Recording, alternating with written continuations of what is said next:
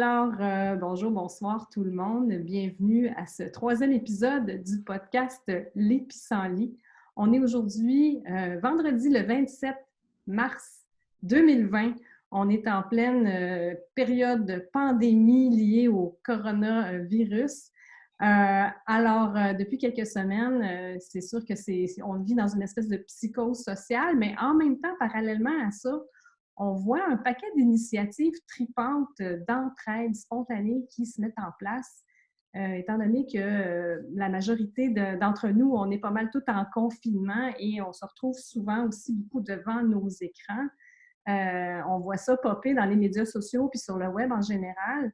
Moi, personnellement, je trouve ça quand même assez intéressant dans les milieux, dans mon algorithme Facebook personnel. Il y a toutes l'éducation populaire, les organismes communautaires, le milieu culturel, les artistes et tout ça, qui vraiment, je les vois s'organiser, tant au niveau local qu'à l'échelle de la province.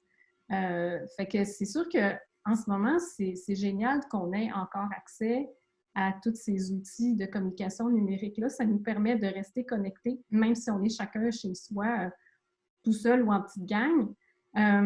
Mais c'est sûr qu'ici, sur le podcast, étant donné qu'on s'adresse à des gens qui se préparent à l'effondrement qui vient de commencer et des effondrements qui s'en viennent, l'idée de parler d'entraide, parce que c'est le sujet de ce soir.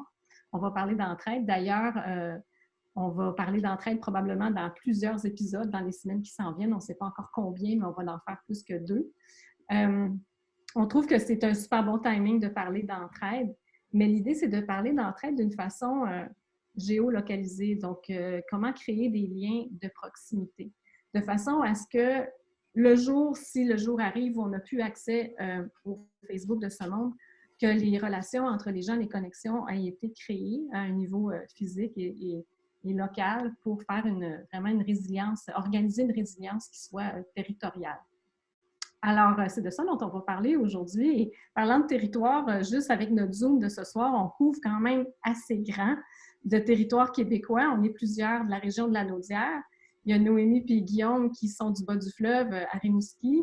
Et on a un petit air salin de la baie des Chaleurs avec nous ce soir, avec notre invitée spéciale de la soirée, Audrey, qui est à Passepébiac. En Gaspésie. Super bienvenue, Audrey, à notre podcast, Les Pissenlits. Alors, en fait, c'est pour parler d'entraide. C'est Noémie et Guillaume qui ont suggéré qu'on t'invite, Audrey, ce soir à parler de ce sujet-là. Puis je suis curieuse de savoir comment est-ce que vous vous êtes connus tous les trois? C'est quoi l'histoire de votre rencontre? Dans le fond, à Passepébiac où j'habite dans une communauté intentionnelle. Puis dans cette communauté-là, des fois, on reçoit des visiteurs, des personnes qui sont intéressées à partager ou à vivre ce mode de vie. Fait que Guillaume et Noémie, ils sont venus passer 2 semaines chez nous. Fait qu'on s'est connus là on a fait plein de choses ensemble. Fait que c'est à ce moment-là qu'on s'est connus, il n'y a pas si longtemps, en fait. OK. Donc, c'est une amitié relativement récente. C'est ça. Puis, Noémie puis Guillaume, comment vous avez... C'est vous qui avez initié le contact en premier auprès de la communauté intentionnelle où habite Audrey? Oui, dans le fond, ça faisait longtemps comme on avait discuté qu'on voulait trouver des manières de sortir du système, d'apprendre à vivre autrement. Puis, on cherchait à gagner à s'intégrer dans des éco-villages ou d'autres façons de vivre, de collaborer, de communiquer, de prendre des décisions. Puis, on avait trippé sur la Gaspésie. Puis, c'est une des raisons pour lesquelles on s'était installé à Rimouski. Puis là, c'est ça, on était, depuis qu'on s'était installé dans le Bas-Saint-Laurent, on était en recherche de lieux à visiter. Puis, c'est ça, le manoir à Passepébiac remplissait vraiment notre vision puis ce qu'on voulait aller chercher. Donc, c'est dans cet esprit-là qu'on a appliqué pour, pour rejoindre la gang d'Audrey dans la baie des Chaleurs. Je ne sais pas si tu veux rajouter quelque chose. Très bien. Tout est dit. Tout est dit. Alors, en fait, Audrey, si j'ai bien compris en regardant ton profil Facebook, toi, tu n'es pas native de la Gaspésie, tu es une néo-gaspésienne. Donc, ça fait quelques années seulement que tu es arrivée sur ce territoire-là. En fait, j'ai été impressionnée d'apprendre en regardant ton profil Facebook qu'en 2005, tu te serais présentée contre Gilles Vaillancourt à la mairie de la ville de Laval. Tu avais 18 ans. Je suis curieuse de savoir c'était quoi le saut quantique entre te présenter à la mairie de Laval à 18 ans, en 2005, à, en 2020, te retrouver à cultiver des légumes puis vendre des semences à Passepébiac. Rapidement, c'est quoi ton parcours? Comment tu as fait ça? Bien, c'est sûr que, tu sais, quand j'avais 18 ans, ben, je me suis intéressée, ben, au mouvement écologique, à la décroissance, puis quand j'ai su que la démocratie était un peu en berne, je sais pas, à Laval, tu sais, ben, on a su qu'en fait, il y avait juste Gilles Vaillancourt qui allait se présenter. Fait que là, on était des amis avec un peu anarchistes, dadaïstes, on va dire. Puis là, on s'est dit, on va tous se présenter, ça prend 200 signatures. Puis là, finalement, il y a juste moi qui s'est présenté. Euh, il y a aussi d'autres personnes, d'autres messieurs, on va dire, qui se sont présentés, mais finalement, je suis arrivée deuxième. Fait que là, c'était quand même drôle. J'étais comme, ben, on aurait pu dire que j'étais l'opposition officielle, mais c'est plus une blague que d'autres choses. Mais en fait, j'ai jamais. La banlieue, c'est quelque chose qui m'a jamais intéressée. Tu sais, moi, je trouvais que, tu sais, la ville, il y a des avantages à vivre en ville, tu sais, d'être tout rapproché, moins de pollution parce que tu peux marcher n'importe où, tu sais, il y a le transport collectif. Mais la campagne, après mes études, là, c'est ça, je me dirigeais. Ça fait 10 ans, en fait, que je vis en Gaspésie. Fait que, moi, j'ai étudié en travail social, puis après ça, je suis venue m'établir, parce que j'avais le goût... je trouvais que la baie des Chaleurs, c'était dynamique, puis en même temps, beaucoup de nature. Fait que, tu sais, je voulais pas non plus être juste dans la campagne, isolée, puis qu'il se passe rien au niveau social ou écologique ou dans ma vie, tu sais. Fait que je trouvais que la baie des Chaleurs, j'étais arrivée à Bonaventure, puis là, j'ai rencontré plein de personnes magnifiques, ça m'a donné envie de rester. Puis après ça, ben tout s'est enchaîné. Avec des amis, on a décidé de partir une communauté intentionnelle. Puis ça, c'était un projet qui datait de peut-être 2005, j'imagine, tu sais, d'il y a longtemps. Fait que j'avais beaucoup voyagé pour visiter d'autres communautés. Fait que ça a pris au moins 5 ans à se préparer. Puis ça fait pratiquement 5 ans que là, on vit dans une communauté. Ça fait 4 ans et demi qu'elle existe, cette communauté-là. Peut-être que je pourrais vous expliquer un peu plus c'est quoi. Fait qu'il y a 4 ans et demi, puis après ça, j'ai parti une ferme avec un des membres de la communauté. Puis tranquillement, pas vite, la ferme, ben c'était vraiment une ferme, parce que moi, j'avais jamais fait ça, là, de ferme. Moi, je viens de la banlieue, fait que... Mais une chance qu'il était là pour me guider, mais finalement, j'ai vraiment embarqué, j'ai aimé ça, puis dans le fond, cette année, c'est notre 4e saison, fait que c'est quelque chose qui a bien fonctionné. Moi, j'ai appris plein de choses sur l'agriculture, puis on dirait que Puis les semences, ça fait 6 ans. Ça ferait 6 ans que j'en ferais parce que j'ai appris ça dans une autre communauté intentionnelle aux États-Unis. Fait que ça, c'est quelque chose que j'aime bien faire aussi pour l'autonomie que ça apporte au niveau des semences puis des jardins, que les gens puissent faire leur propre jardin. Fait que un parcours, c'est ça. Depuis 2005, là, il s'est passé d'autres choses, hein, mais globalement, c'est ça. En gros, c'est ça, je me disais, parce que ça, je me disais, OK, soit que c'était à 18 ans une jeune femme assoiffée de pouvoir, puis qu'à un moment donné, elle a eu une épiphanie quelconque qui l'a amenée dans un retour à la Terre. Mais là, ce que je comprends, c'est que c'est le même fil conducteur partout, là, du début à la fin. Tu étais totalement cohérente à travers tout ça. Mais je suis vraiment impressionnée parce que moi, à 18 ans, ça me serait jamais passé par la tête d'essayer d'être mairesse de même Saint-Clinclin des Meumeux, là. Encore moins la banlieue de Laval. C'est vraiment cool. Ben merci pour ça, Audrey.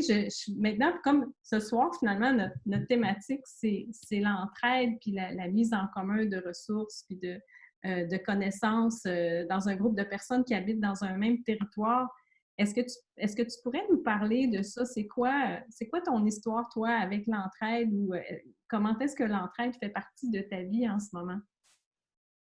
Ben, je dirais que l'entraide, c'est quelque chose qui est super important pour moi. Puis je vous invite à lire le livre de Kropotkin sur l'entraide. Puis c'est comme une réponse euh, à la théorie de l'évolution, que c'était le plus fort qui gagnait. Kropotkin lui disait que c'était les gens, ben, les animaux qui s'entraidaient, en fait, qui allaient comme gagner. En tout cas, fait que ça, c'est toujours, ça m'a intéressé. Puis je trouve que la chose qui fait le plus de sens au niveau de l'entraide dans ma vie, c'est vraiment le partage de revenus dans ma communauté.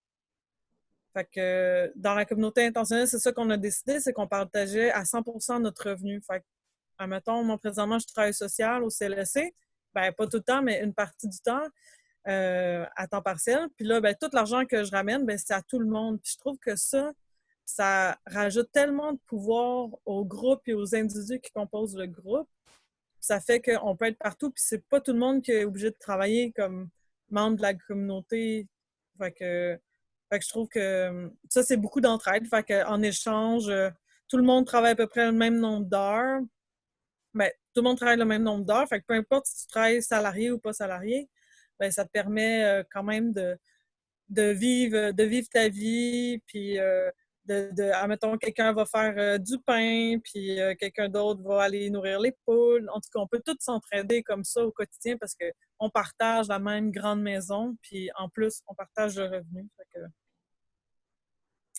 je sais pas si vous avez déjà entendu parler de ça, du partage de revenus.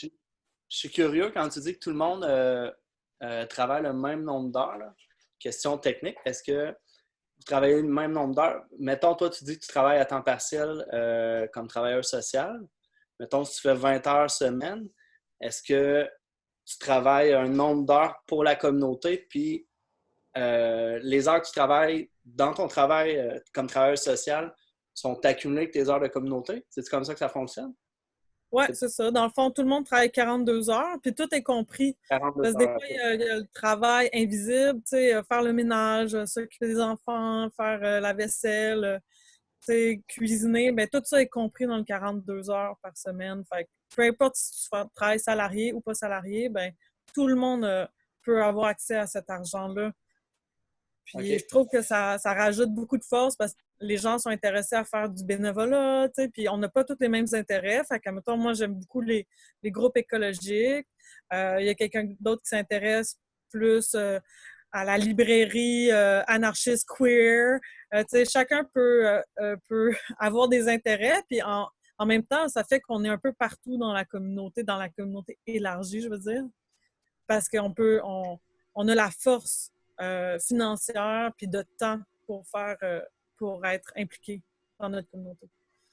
Mais pour continuer dans cette veine-là, quand tu parles des intérêts différents, puis d'être bénévole ou des trucs comme ça, puis que toutes les heures sont comptées, les heures qui sont comptées, là, c'est quoi? C'est les heures que vous travaillez payées plus les heures que vous travaillez dans la communauté intentionnelle? Puis ça vous laisse du temps pour travailler bénévolement à l'extérieur? Ben, mettons, travail bénévole, là, tu sais, ça peut être compté comme du travail, comme le travail de 42 heures. Tu sais. OK. Fait que quelqu'un pourrait décider de travailler bénévolement à l'extérieur de la communauté 42 heures, puis ça fait partie du compte. Ben, tout est à discuter, là. Je pense pas que si quelqu'un partirait 42 heures, mais ça s'est déjà passé. Puis, à un moment donné, il y avait la marche des peuples en Gaspésie, qui était comme contre la lutte contre les hydrocarbures. Puis, chacun n'avait pas le temps de faire toute la marche, qui était comme plus qu'un mois. Mais finalement, on a fait une semaine chacun. Fait que, tu sais, je dirais que c'est pas nécessairement du bénévolat, mais c'est du militantisme. Puis, ça faisait que nous, notre groupe, le Manoir, on était tout le temps présents. On entraidait comme avec nos compétences en réunion de groupe ou juste en écoute empathique, peu importe qu'est-ce qui se passait, mais on était tous présents, puis fait que c'est ça, fait qu'on peut avoir du temps. Je dirais pas que c'est tout le temps 42 heures de bénévolat, mais dans un sens, c'est pas tout le monde qui est obligé de ramener un revenu pour que la communauté survive. Oui, c'était ma question voulait un peu étirer les limites, c'est clair. Ah. Fait que est-ce que vous avez quand même, là, c'est le côté comptable en moi qui, qui embarque, là, est-ce que vous avez établi qu'est-ce que ça vous prend en termes de revenus pour faire fonctionner votre communauté puis soutenir votre propriété et tout ça? Puis là, vous avez déterminé, OK, qui va aller chercher du revenu à l'extérieur? Ou est-ce que ça s'organise un peu comme ça ou ça donne que les revenus qui sont fournis par le groupe sont suffisants puis c'est cool de même? Comment vous le gérez au niveau comptable? Ben, au niveau comptable, c'est... Dans le fond, qu'est-ce que j'aime avec le partage des revenus? C'est quelque chose qui n'a pas fait de conflit dans notre groupe. Wow. C'est peut-être un des seuls sujets, en fait, qui... qu'on était tous d'accord, puis que ça, c'était une bonne idée. Puis au niveau comptable, on a juste fonctionné que, ben, on gagne l'argent quand... Tu sais, c'est moi qui ai décidé d'aller travailler à l'extérieur. C'est pas le groupe qui a dit on a besoin d'argent. Puis on dirait que jusqu'à date, depuis 4 ans et demi, c'est un peu ça qui se passe. Les gens, des fois, ils ont le goût de travailler à l'extérieur, des fois, ils ont le goût d'être ici, sur place. Fait qu'on dirait qu'il y a un équilibre qui est atteint. Puis, admettons, si on était comme, OK, là, on manque d'argent, ben je pense que les gens se mettraient en marche puis décideraient, ben je vais ramener du revenu moi aussi, tu sais. Mais jusqu'à date, on a toujours eu des surplus à chaque année, là. Super. C'est intéressant, ça marche comme dans mon couple. Mais je pense que Mais là, c'est plusieurs. il y a beaucoup de couples qui fonctionnent C'est comme ça. bien mieux de même. Oui, il y a beaucoup de couples qui fonctionnent comme ça, mais c'est moins évident quand c'est des groupes d'amis. Là, c'est quand même assez Je sais rare. pas, moi je trouve ça plus facile parce que plus il y a de monde pour partager la. Mhm. Moi, en tout cas, moi je reviens à ma foutue obsession de tribu, là. Mais plus il y a de monde pour prendre, tu sais, pogne la POC puis se caser un but, là, c'est ça, là. Tu sais, c'est comme des fois, c'est ton tour, puis des fois, ça va pas, puis c'est pas ton tour, puis tout le monde est correct avec ça. Puis, quelque part, de toujours vouloir tout contrôler, pour moi, ça fait de moins en moins sens. Pourtant, j'ai tellement été carré, cartésien, mathématique dans ma vie, puis j'ai vraiment l'impression que des fois, c'est ça qui est le problème de base de toute l'affaire. Fait que je trouve ça vraiment le fun de voir comment vous osez sauter à l'eau puis vous commettre à, ben, on suit le flow, là, on voit avec ce qui se passe, puis que ça fonctionne. Merci, bravo, c'est génial. Oui, c'est un beau témoignage. Ouais. Fait que là, qu'est-ce qu'il faut qu'on fasse pour survivre à la crise du COVID, là? J'en entends qui disent, tout le monde va se mettre à faire des potagers. C'est drôle parce que la nuit dernière, moi, je me suis réveillée à un moment donné, puis je pensais à ça. Puis il y a beaucoup de gens qui pensent que nous autres, ici, à l'Escargot, on est résilients, on est en avance sur notre temps, puis tout. Puis un calcul rapide dans ma tête, là, on subvient peut-être à 1% de nos besoins alimentaires, vraiment, là. Le reste, ça vient de l'extérieur. C'est quelque chose qui est vraiment pas évident, là. C'est quoi le pourcentage de votre panier d'épicerie, sérieusement, là, que vous seriez capable de ramener, de fabriquer vous-même? Puis c'est clair que dans une communauté comme ce que vous avez, Audrey, vous battez le 1% d'un petit bout, là. Bien, c'est clair qu'on bat le 1% parce que nous, à cause qu'on a une ferme qui est un peu connectée à nous autres pas mal, je vais dire, ben il y a beaucoup, beaucoup de légumes qu'on mange pendant la saison chaude, puis on a des congélateurs, puis on a des armoires pleines de cannage, là.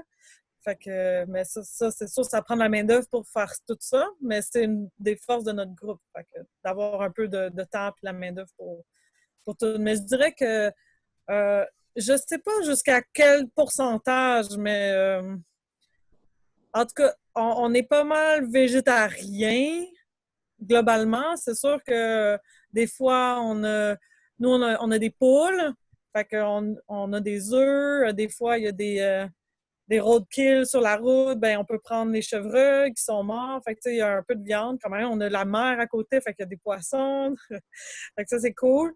Mais pour les végétariens puis les végétaliens, on a tellement de légumes, hein, on a des congélateurs. Fait que je dirais peut-être 50-60% de notre alimentation, c'est encore les produits laitiers qui peut être qu'on n'a pas. Fait que ça, peut-être un jour, on va avoir des chèvres, si jamais tu sais, on a le goût d'être omnivore, admettons. Oui, mais ça prend plus de monde aussi parce qu'à un moment donné, ça ajoute à la charge de. J'aime pas ça appeler ça à l'ouvrage qu'il y a à faire. J'aime pas ça appeler ça du travail, moi. Mais qu'est-ce qui est le fun, c'est que nous, on vit aussi avec une certaine interdépendance. Fait qu'on produit pas tout, mais on s'est spécialisé dans la culture de légumes puis de semences. Puis on peut faire des échanges avec nos amis. Fait qu'on a des amis que eux ils ont des chèvres. Puis là, pendant l'été, on peut échanger du fromage de chèvre ou du lait de chèvre contre des légumes. Fait que ça, c'est un des échanges qu'on peut faire. Mais pendant que j'ai vendu des semences pour les marchés de Noël, ben là, j'ai échangé plein de gelée de petits fruits, puis de confiture, puis de... Fait il y a tellement d'échanges possibles, puis c'est peut-être pour ça on a une plus grande proportion de notre alimentation qui est locale, puis de façon autonome. C'est pas tout nous qui produisons ça, mais c'est nous qui échangeons ça. Fait, ouais. je trouve mais que ça fait partie de l'entraide, ça, de faire du troc avec ses voisins. Puis vous êtes quand même concentrés dans un milieu restreint. Nous autres, ici, on fait un peu d'entraide, mais on est tous à 20 minutes, une demi-heure, 3/4 d'heure, même en voiture. Éventuellement, ce sera peut-être plus viable. C'est un peu ça qui est notre questionnement, quelque part. Là. À quoi ça ressemble votre territoire, Audrey? Comment? À quoi ça ressemble la répartition des gens là, sur votre territoire? Est-ce que vous êtes proches les uns des autres? Comment ça marche? Ben nous, à Passepébiac, on a décidé de s'installer à moins de 5 km de la 132. La 132, c'est comme la grande route qui fait tous les villages dans la baie des Chaleurs. Parce qu'on voulait être proche pour pouvoir se rendre en vélo si jamais il se passait de quoi, tu sais, de pouvoir y aller à pied. Mais quand même, il n'y a pas tant de monde que ça sur notre rang. Mais à Passepébiac même, c'est un village de 3000 personnes. Puis il y a des petits villages à côté, 1300, tu sais, 300 personnes. Puis dans la baie des Chaleurs, en Gaspésie, je pense que c'est 90 000 personnes. Fait qu'on s'entend qu'il n'y a pas beaucoup de gens. Tu sais, la population est faiblement, est pas très dense. Puis à la ferme, on nourrit à peu près 1% des personnes qui vivent à Passepébiac.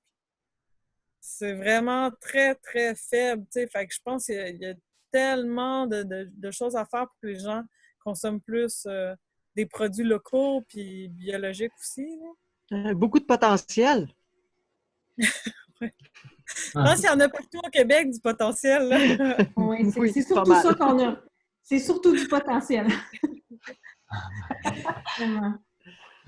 Mais moi, je retiens le mot, Audrey, tu as dit un mot, moi, qui a fait ning-ning dans ma tête, c'est le mot interdépendance.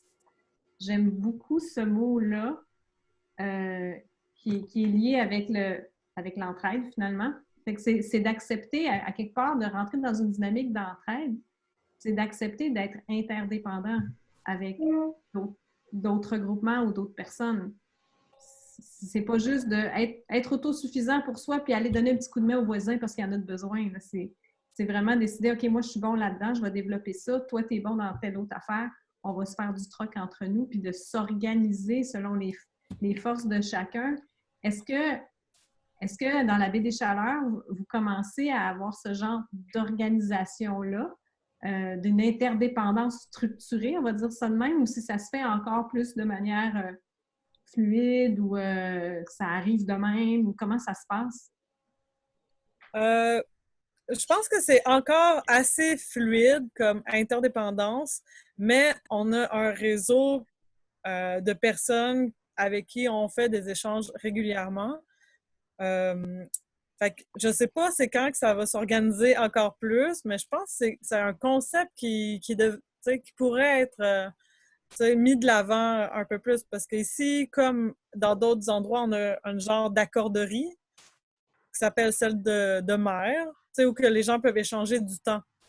Mais pour échanger des produits, moi, je dirais que c'est plus au marché que là, c'est ça qui se passe. Puis que moi, je connais les personnes qui vendent leurs produits, puis là, ils savent bien que nous, on aime beaucoup le troc.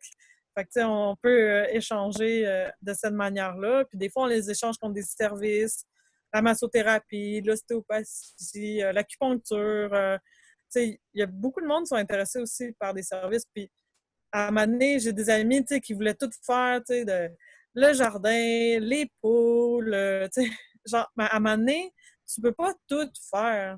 Fait que se concentrer sur qu'est-ce que t'aimes, puis qu'est-ce que t'es bon, moi, je pense que c'est bénéfique. Puis après ça, échanger encore plus, tu sais, nos services ou nos produits. Je pense que c'est une clé de pas se brûler à l'ouvrage, à vouloir tellement être autosuffisant.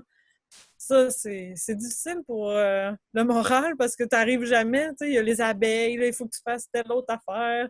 Ah, oublie pas les champignons. Puis, en tout cas. J'en sais quelque chose.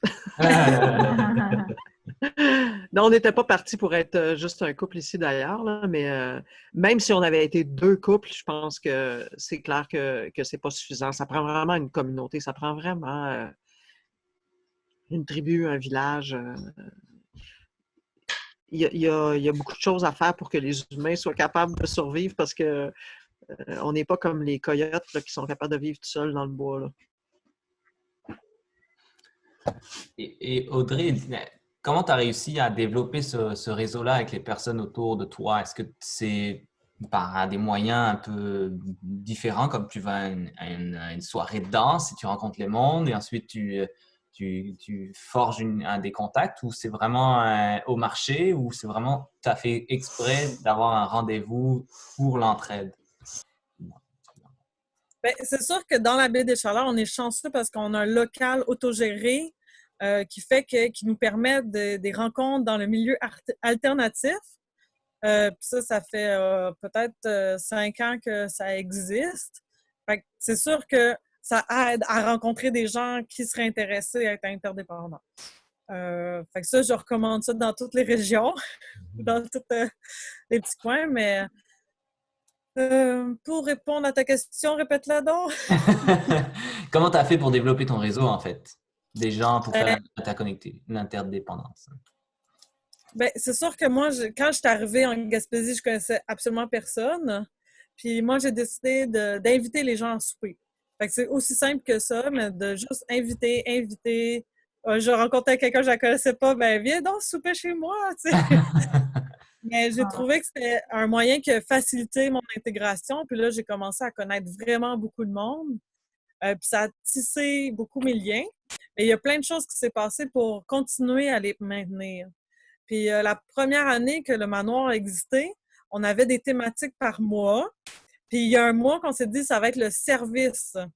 Fait que là, on s'est mis à aider tout le monde qui a des besoins, mais tout en rapport avec notre vision. Fait que pas n'importe quoi, mais plus, admettons, au niveau de l'autonomie, au niveau alimentaire, juste pour l'écologie, peu importe qu'est-ce qui se passait. Puis ça, les gens, ils en ont parlé encore longtemps, tu sais, de ce mois-là, qu'on avait aidé tellement de monde.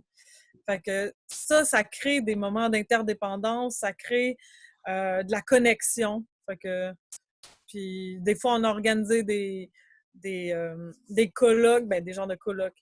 Admettons, il y avait le rassemblement des communautés de l'Est. Ben, ça, c'est quelque chose ça a toujours été une perspective aussi d'échange. Fait que, on voulait échanger des produits entre communautés. C'est sûr, ça ne s'est pas encore fait, mais un jour, peut-être que ce réseau-là va se développer. Puis, fait que c'est de faire les premiers pas aussi dans cette direction-là qu'on a fait à plusieurs reprises, puis que là, on récolte aussi les fruits de tout ça.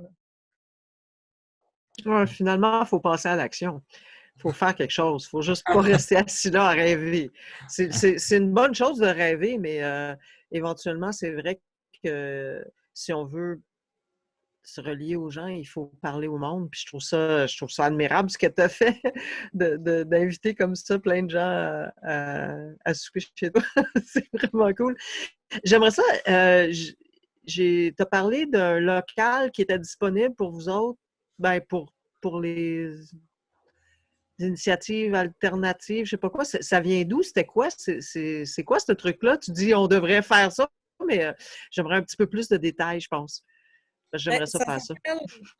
Ça s'appelle le loco local. Puis c'est un local autogéré. Fait qu'il n'y a personne qui dirige l'endroit. Il y a un conseil d'administration qui s'assure qu'il y a assez de revenus. Mais les revenus, c'est des événements qui sont organisés là. Puis la plupart du temps, c'est des événements alternatifs ou c'est ça. Ça peut être des événements privés aussi. Ça peut être des dons des membres ou il y a aussi la vente de produits le mieux. Fait que tout ça permet que le local vive. Fait que tu peux louer, n'importe qui peut louer le local, n'importe qui peut entrer, il y a le code d'accès. Là-bas, il y a la librairie queer, là, anarchiste, est là. Il y a un salon, il y a une cuisine, il y a des tables de ping-pong, il y a un petit bureau. Fait qu'il y a toutes les installations pour que plusieurs activités puissent avoir lieu. Il y a du yoga, dans le fond, c'est comme une salle où que c'est contribution volontaire aussi.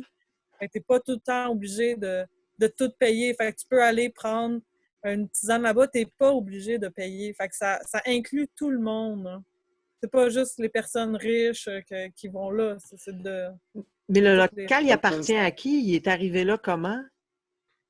Ah ben c'est un long processus, mais ça fait longtemps que les gens voulaient s'organiser et avoir un local disponible, autogéré. Fait que ça s'appelle, c'est un groupe plus large que le local qui s'appelle Horizon Gaspésien, que eux, ils veulent favoriser la résilience en Gaspésie. Puis Horizon Gaspésien chapeaute plusieurs projets, dont cet endroit-là autogéré. Fait que c'est des gens qui voulaient ça, puis ça coûte 1 000 $ par mois, puis ça se paye à chaque mois. Puis, c'est impressionnant. Là, il y a déjà eu des activités de récupération d'ordinateurs, transformation d'ordinateurs avec le logiciel Linux. C'est ça, un logiciel libre. Puis, il y a eu de la couture, il pourrait y avoir des ateliers d'art, il y a de tout, dans le fond. Est-ce que ça ressemble un peu à... Je ne suis pas très familière avec le lieu, mais Noémie et Guillaume, peut-être vous me connaissez plus, là, le Pop-Up Lab, c'est à rue Saint-Denis. Ça ressemble-tu un peu à ça? Et moi, je faisais partie des membres fondateurs du Pop-Up Lab, donc je connais un petit peu. Un petit peu, par contre, la différence, c'est que ce n'est pas financé seulement par les dons. C'est financé par la Caisse populaire du plateau Mont-Royal.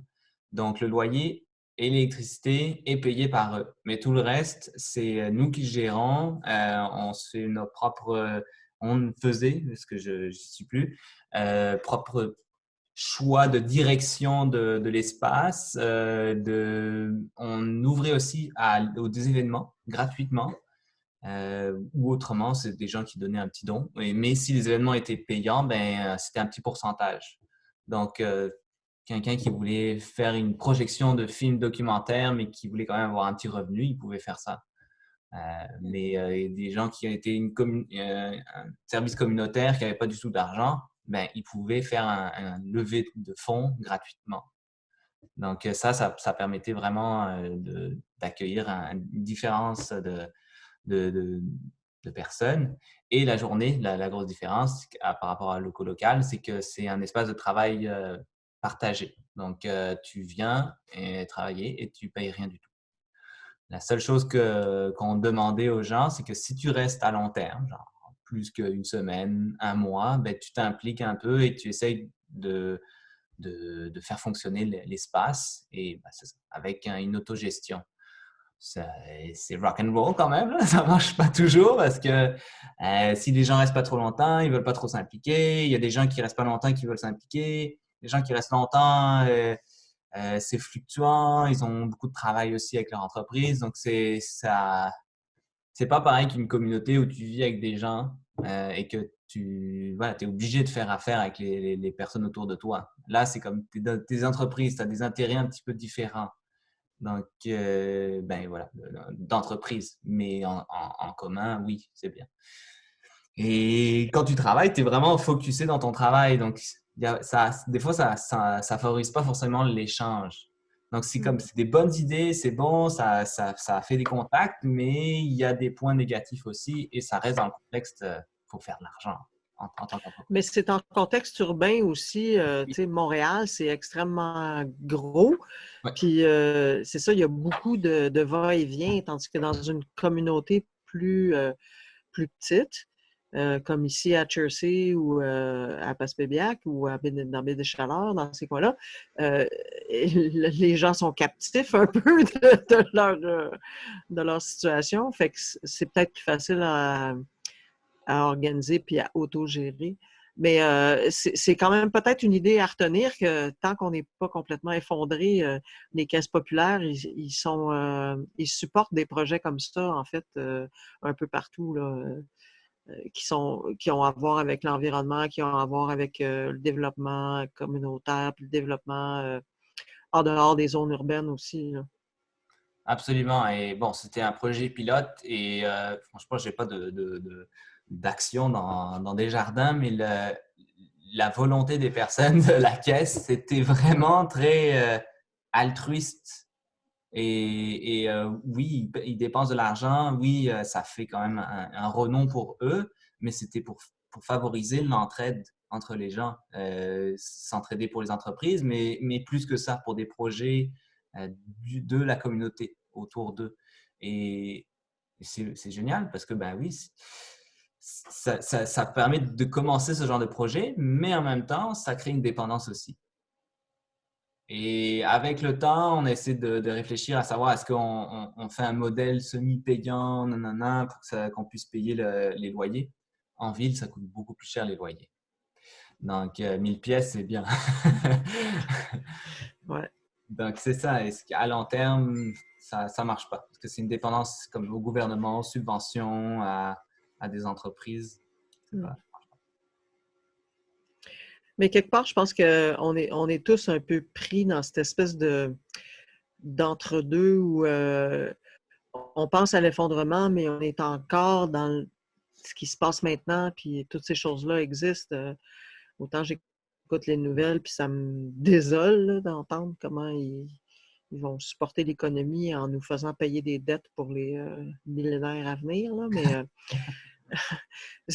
puis personne ne parle de ça. Juste que la bourse a remonté cette semaine. Wow, OK, ça ne m'encourage pas vraiment.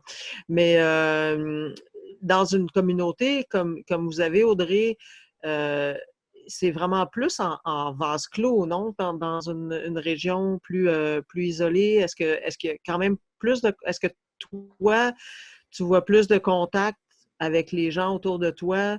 Puis avec, est-ce que c'est plus facile, tu penses, à ton avis à toi, est-ce que c'est plus facile l'entraide à Passepébiac ou dans la Baie-des-Chaleurs qu'à Laval? C'est une bonne question parce que je pense que partout où tu es, tu peux avoir un réseau d'entraide. Fait que je pense pas que à Laval, il n'y aurait pas eu d'entraide. Je pense qu'il faut trouver les bonnes personnes. Puis des fois, on se dit, une communauté intentionnelle, tu sais, c'est comme le summum un peu du partage. Ben, surtout quand tu partages tes revenus, peut-être. Mais il y a des façons de faire, même à Laval, où que tu peux aider ton voisin, garder ses enfants, être proche, puis tu sais, rendre service. Je pense que c'est tout... Non, je pense que c'est partout possible. Je suis très positive. J'aime beaucoup ta réponse. Je pense que parmi les gens qui nous écoutent, il y en a une gang qui sont dans les grands centres, là, puis qui vont dire, bon, fiou, un peu d'espoir. Mais effectivement, c'est vrai qu'on essaie de... on est habitué à un certain isolement puis à un certain nombrilisme, là. Puis que c'est vraiment pas la nature humaine, en fait. Puis c'est peut-être pour ça qu'il y en a beaucoup qui se sentent pas bien dans ce qu'ils vivent. Mais c'est quand même pas évident de partir puis d'aller cogner à la porte de ton voisin. Puis ça prend quelque chose comme la COVID, pardon, j'ai assez ça. Le coronavirus pour nous faire vouloir sortir de chez nous puis aller cogner à la porte du voisin pour voir s'il a besoin d'aide. Tu sais, c'est un peu fou, là.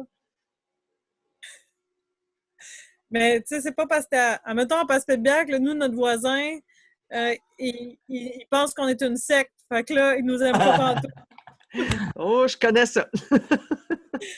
Fait que, tu sais, à un moment donné, c'est pas le voisin, c'est pas parce que c'est ton voisin de proximité que c'est le voisin à qui tu vas bien t'entendre, tu sais. Mais on a d'autres voisins qui ont déménagé proche de chez nous, qui sont achetés une maison, puis ben, avec eux, c'est clair qu'on a fait plein d'échanges depuis qu'ils sont déménagés, qui viennent nous aider à ramasser les semences, que nous, on va les aider à fendre du bois. Fait que des fois, ben oui, il y a la proximité, mais il y a aussi la proximité d'intérêt, puis de... Ouais, c'est ça. Fait eux sont des voisins, mais on se rend en vélo chez eux, mais on n'a pas, ça n'a pas besoin d'être à genre 30 secondes à pied non plus. Oui, tout à fait. Mais les voisins qui ne sont pas encore de notre bord, éventuellement, si jamais l'effondrement, ou quand l'effondrement, je devrais dire, va vraiment se présenter. Parce qu'en fait, il y a une forme d'effondrement là, dans cette crise-là de coronavirus, je dirais. Puis on le voit qu'il y a des gens qui n'avaient jamais fait particulièrement de bénévolat ou de mouvement d'entraide avec leurs voisins. J'entendais aujourd'hui comment certains organismes communautaires à Montréal avaient besoin de livreurs pour aller porter des repas à des personnes dans le besoin. Puis, ils n'étaient plus capables de payer des livreurs. Puis, ils ont fait appel à... Il y a quelqu'un qui a vu ça, puis il y a une fille qui a vu ça, qui fait du vélo, puis qui a interpellé la communauté de cyclistes à Montréal, puis ils ont livré 1300 repas, je pense, aujourd'hui. Donc, effectivement, il y a des gens qui le réalisent de plus en plus. Puis malheureusement, ça prend une crise quelque part pour que les gens se réveillent. Le problème avec les crises, c'est que c'est temporaire aussi. Tout à fait. Cette vague de solidarité, voilà. Je ne vais pas continuer la phrase, vous le savez. Non, mais tu as raison. Puis je pense qu'il y a beaucoup de gens qui portent l'espoir que ça va durer dans le temps. Mais je veux pas être... J'ai tendance à être pessimiste d'habitude. Mais là, je suis quand même... J'appelle ça un pessimiste enthousiaste, là. J'ose vouloir croire que... puis c'est mon expérience aussi. J'ai quand même les cheveux blancs. Là. Puis quand j'avais les cheveux d'une autre couleur, je trouvais qu'il y avait absolument personne qui réalisait dans quel pétrin on était en train de s'embourber. Puis maintenant, il y a beaucoup plus de gens. Puis c'est pas la bulle Facebook là, ou la bulle des médias sociaux. Je veux dire, on en parle même dans les médias. Je veux dire, on en parle même dans le Journal de Montréal. Là. Qu'il y a des gens qui s'entraident, qu'on a définitivement des problèmes avec l'environnement. Bon, ils ne parlent pas encore beaucoup d'économie, là, mais j'ose espérer que ça va quand même avoir réveillé un autre petit pourcentage de la population, puis qu'il va y avoir plus d'entraide après qu'avant. Fait que c'est un petit pas à la fois, mais je ne sais pas, Audrey, est-ce que toi, comment tu vois ça, toi, l'entraide? Est-ce que c'est quelque chose qui est naturel pour les humains ou c'est quelque chose qu'il faut se rentrer dans le crâne à force de coups de marteau? Je ne sais pas. Ben, moi, je pense que des fois, l'entraide, c'est clair que c'est présent, puis des fois, on le voit pas tout le temps. Parce que c'est beau, t'as beau ne pas être écologique, ça se peut que, genre, t'aides ta mère, tes proches aidants, tu sais, au CLSC, j'en vois plein du monde qui ont des problématiques, mais en même temps, que c'est pas parce qu'ils ont des problèmes qu'ils peuvent pas aider leurs prochains. Puis on dirait que c'est Moi, je pense que c'est instinctif, puis c'est peut-être ça qui va nous aider à survivre, tu sais. Fait que, Je pense aussi qu'il y a le facteur temps là-dedans. Qu'est-ce que Si ça reste trop dans un court temps, la crise présente, on risque vite de retourner dans nos anciennes habitudes. Mais s'il y a un certain temps, on reste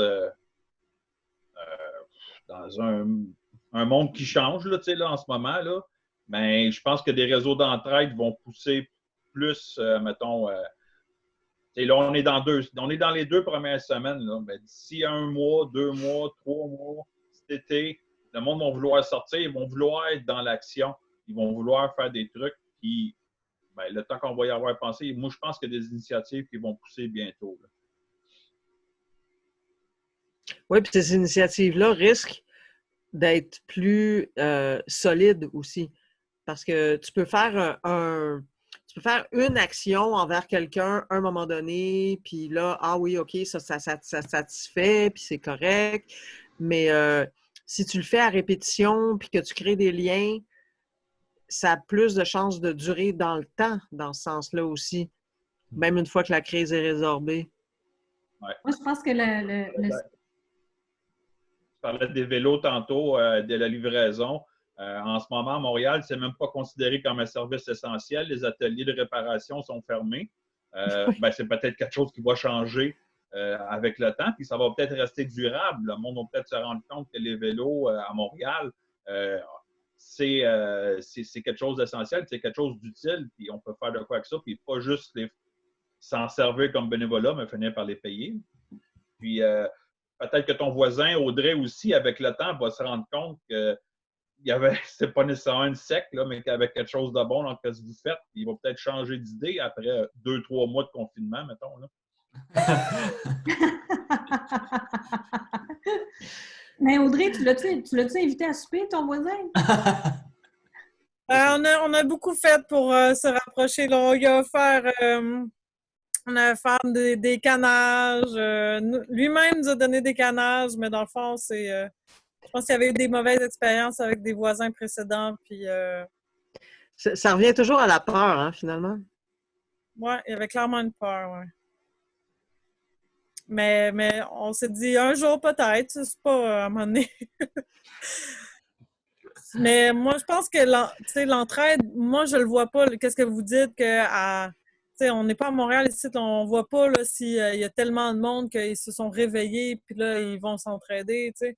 Je vois un peu les personnes qui sont plus intéressées par l'agriculture puis qui vont être un peu plus autonomes au niveau de l'alimentation, mais je vois pas comme plus d'entraide parce que tout le monde est comme quand même confiné chez eux, là. Fait que ici, en tout cas, je le vois pas tant, là. Bien, moi, je pense qu'une des recettes pour que les initiatives d'entraide fonctionnent ou perdurent dans le temps, c'est à partir du moment où il y a des liens qui se créent. Si tu ne connais pas ton voisin, tu vas être moins porté à aller l'aider que si tu le connais. Fait que là, en ce moment, effectivement, on est en confinement. Fait que là, c'est difficile d'aller à la rencontre des gens. On se rencontre tous virtuellement. Mais tu sais, pareil, je veux dire, si cette crise-là ou n'importe quelle crise fait en sorte que tu rencontres des gens à qui tu n'aurais pas parlé autrement, puis qu'il y a des liens qui se créent, bien après ça, ce lien-là peut prendre la forme d'une entraide éventuellement. Puis là, ça peut s'installer, mais c'est la première étape, je pense que c'est ça, hein, c'est de créer le lien. Si personne ne se parle, chacun est dans son petit coin, on part de loin. Ouais. Allô? Allô, Jean-François, te voilà!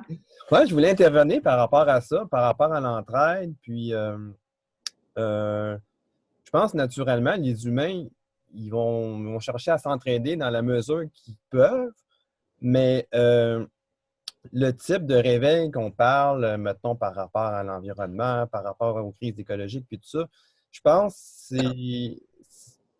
c'est relatif à chacun de nous, le degré de crise, dans le fond, auquel on fait face.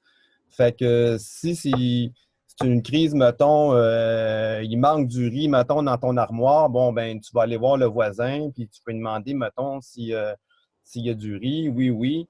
Les relations, tu sais, je veux dire, le niveau d'urgence, ben pas d'urgence, mais le niveau d'action va s'en tenir à ça. Mais par contre, si, je ne sais pas, moi, il y a une crise d'eau, on est dans une période de sécheresse, là, ben, le niveau d'entraide va changer de niveau. T'sais. Fait que là, en ce moment, on a une crise, mais c'est comme l'argent actuellement qui maintient, dans le fond, un niveau de crise relativement bas. Fait que le monde continue de croire qu'on va pouvoir quand même aller acheter nos trucs dans les supermarchés, puis bon, ça va comme continuer comme ça. On ne fait pas encore face réellement à une crise écologique, environnementale ou une crise énergétique qui va faire en sorte que les gens vont être obligés de faire des trucs qui vont faire en sorte qu'ils vont être obligés de s'approcher ou être plus interdépendants. Mais là, en ce moment, l'interdépendance, c'est pas mal l'argent qui la crée, en tout cas. Ça, c'est mon point de vue, là. C'est comment je le vois. Parce que j'établis des liens avec mes voisins, mais c'est ça, c'est des liens, mettons, fonctionnels, tu sais, mais qui font en sorte qu'on est quand même dans le système, là. Mais voilà, en tout cas, c'était ça mon petit commentaire. C'est comme juste une mini-répétition pour l'instant, j'ai l'impression. Parce que, comme tu dis, les flux de marchandises ne sont pas coupés encore. On a encore accès à tout ce qu'on a de besoin. Mais malgré qu'on a accès à tout ça, moi, ce que j'observe, c'est qu'il y a beaucoup de gens qui allument présentement, qui se rendent compte à quel point on est dépendant, en fait, de tout ce réseau-là qui est interconnecté, qu'on dépend... ces tensions, on en parle beaucoup, en fait, là, qu'on dépend au Québec de 40 % de notre alimentation qui vient d'ailleurs. Puis, j'ai comme l'impression qu'il y a quand même beaucoup de gens qui sont en train de le percuter. Ça. Je te dis pas la majorité de la population, là, mais dans mon voisinage, là, les gens se rendent compte, c'est OK, mais là, si ça arrête les flux, si les États-Unis décident de couper les frontières vraiment pendant 3 mois, en tout cas, c'est comme une mini-répétition pour l'instant. C'est pas... on se rend compte qu'on est quand même dépendant de l'extérieur. Ouais. Il y a une prise de conscience de la fragilité de notre système, finalement. Exactement. Oui, puis je suis d'accord avec Audrey dans le sens où en région, c'est peut-être moins évident même qu'en ville. Remarque, j'habite pas en ville, mais ce que j'entends, c'est qu'en ville, c'est vraiment particulier. Ici, moi, je peux aller à l'épicerie puis j'ai pas besoin de faire la file dehors pour attendre à 2 mètres de mon voisin. Là. Mais j'entendais des animatrices à Radio-Canada, justement, qui disaient que ça peut prendre 1h30 faire son épicerie parce que tu attends dehors en ligne parce qu'ils laissent rentrer juste un certain nombre de personnes. Fait que je pense qu'en milieu urbain, puis j'entendais Francis Reddy aussi qui disait finalement, ceux qui ont une petite maison à la campagne avec des poules puis un potager puis tout ça, ils la sentent moins, la crise du coronavirus. Ben, moi, ici, la grosse différence que ça fait dans ma vie, c'est que je suis obligée de travailler plus parce que je travaille à un service essentiel. Fait que c'est pas... c'est un petit peu à l'envers de ce qui se passe ailleurs. Puis c'est vrai que l'impact est vraiment pas le même d'une personne à l'autre, puis d'un milieu à l'autre, d'une ville à l'autre, d'un village à l'autre. Et c'est sûr qu'en Gaspésie, il y a beaucoup de monde qui dit « on est bien ». On est bien ici parce que là, tout le monde peut aller marcher, il n'y a pas d'attente, on ne se sent pas coincé, on a des grands espaces. Oui, à Montréal, ils ont de la misère à aller prendre des marches parce qu'il y a trop de monde. Ouais. Fait que je pense qu'il va peut-être avoir un mouvement vers les régions. Peut-être que c'est ça qui va se passer. Est-ce que ça serait une bonne chose? Ben, je pense que pour l'environnement, il y a des avantages à vivre en région et des désavantages, mais c'est sûr que présentement, mettons en Gaspésie, il y a juste 3-4 autobus par jour. C'est pas assez, tu sais. Il faut pouvoir s'organiser pour que les déplacements puissent être pas juste tout seul dans ta voiture. C'est ça qui fait que la région, c'est moins intéressant, là, je trouve. Oui, s'ils déménagent tous à la campagne avec 2-3 voitures chacun, ça ne fonctionnera pas parfaitement. Mais l'idée, c'est ça, c'est qu'en région, il n'y a pas suffisamment de petits noyaux de communauté assez rapprochée pour être fonctionnelle et relativement indépendante. Parce que une fois que tu as un espèce de milieu résilient où est-ce qu'il y a, comme ce que vous essayez de faire, je pense, Audrey, là, avoir vos légumes, puis après ça, échanger avec d'autres autour qui fabriquent du fromage ou des trucs comme ça. Une fois que tu as ça dans ton milieu proche, il y a certaines autres choses que tu as besoin moins, pas de façon quotidienne, par exemple, échanger avec des gens qui fabriquent des vêtements ou avec d'autres qui ont certains trucs plus spécifiques que tu peux aller échanger à une journée de marche ou deux, tu sais, à la limite, ou de bicyclette. Ça va bien, la bicyclette, ou de cheval, ou, tu sais, sans avoir la voiture. C'est clair que si on est tous encore dépendants de la voiture, puis là, ça tombe bien, l'essence n'est pas chère, là. Mais il y a moyen de faire autrement. On a fait autrement pendant des millénaires. Tu sais, on est capable de s'en passer de la voiture, là, selon moi. Ben, J'appelle pas ça retourner à l'âge des cavernes, là. Mais c'était pas organisé comme maintenant. Tu sais, c'est sûr que si on retourne à la charrette puis au cheval, mais on n'est pas organisé. Il n'y a pas grand monde qui ont des bons chevaux pour faire ça. Il va manquer de cheval pour le monde. Tu sais, on n'a pas les outils. Fait que c'est ça là, quand vous parlez de crise, j'imagine, c'est ça qui va se passer. C'est ça, mais en même temps... C'est pour ça qu'on est là puis qu'on discute de ça, en fait. Oui, c'est ça, mais je pense que c'est de retourner à ces outils-là, Ben, tu sais, je pense qu'au cas où, mais tu sais, en même temps, tu sais, nous, on va sûrement utiliser... Nous, on a un tracteur à notre ferme, puis idéalement, on aimerait ça l'avoir soit qu'il soit solaire ou même, j'ai déjà vu des tracteurs avec de la petite combustion, tu sais, mettre du bois dans ton tracteur pour qu'il roule, tu sais, c'est toutes des choses qui sont possibles puis qui fait que le travail est beaucoup moins pénible, mettons. Mais on a tous des outils pour que des chevaux puissent traîner. Fait qu'on est, mettons, à moitié là. Ouais, ben, moi, je pense qu'en ce moment, on est comme vraiment chanceux au niveau des ressources pour pouvoir faire une belle transition, tu sais, justement, là, de remettre l'équilibre entre la ville et la campagne, justement, parce que, bon, on voit que les campagnes sont pratiquement vides, les villes sont beaucoup trop denses. Tu sais, en rétablissant l'équilibre entre les villes et les campagnes, tu sais, en répartissant mieux, dans le fond, de la population, bien, ça va faire en sorte que les gens vont être beaucoup plus conscients de leur territoire, de leur environnement, puis d'essayer de réorganiser aussi l'espèce de gradation entre les campagnes et la ville pour que le tout, dans le fond, puisse, dans le fond, circuler de façon fluide, efficace surtout, pour éviter justement des déplacements inutiles. En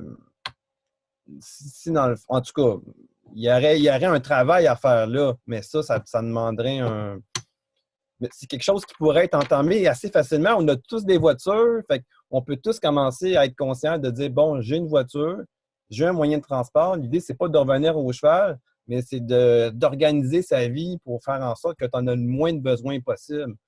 Puis, je veux dire, d'être moins dépendant. On peut utiliser, dans le fond, ces énergies-là, ces outils-là pour en être moins dépendant. Par exemple, là, on prend une terre où ce qu'on décide, mettons, de faire un travail mécanique dessus, on va l'effectuer juste une fois s'il est bien fait. On n'aura pas besoin d'intervenir année après année, puis dépendre année après année, mettons, de l'excavatrice. L'idée, c'est d'utiliser les ressources qu'on a présentement. On a la chance de les avoir. On a encore du pétrole. On a encore ces énergies-là pour justement descendre, dans le fond, aplatir la courbe, si on peut dire. On parle de courbe de ce temps-ci, mais c'est ça, au lieu de toujours avoir plus besoin d'énergie, mais prendre cette énergie-là pour en avoir moins de besoin. En tout cas, Ouais, j'aimerais beaucoup croire à ce scénario-là, mais quand on regarde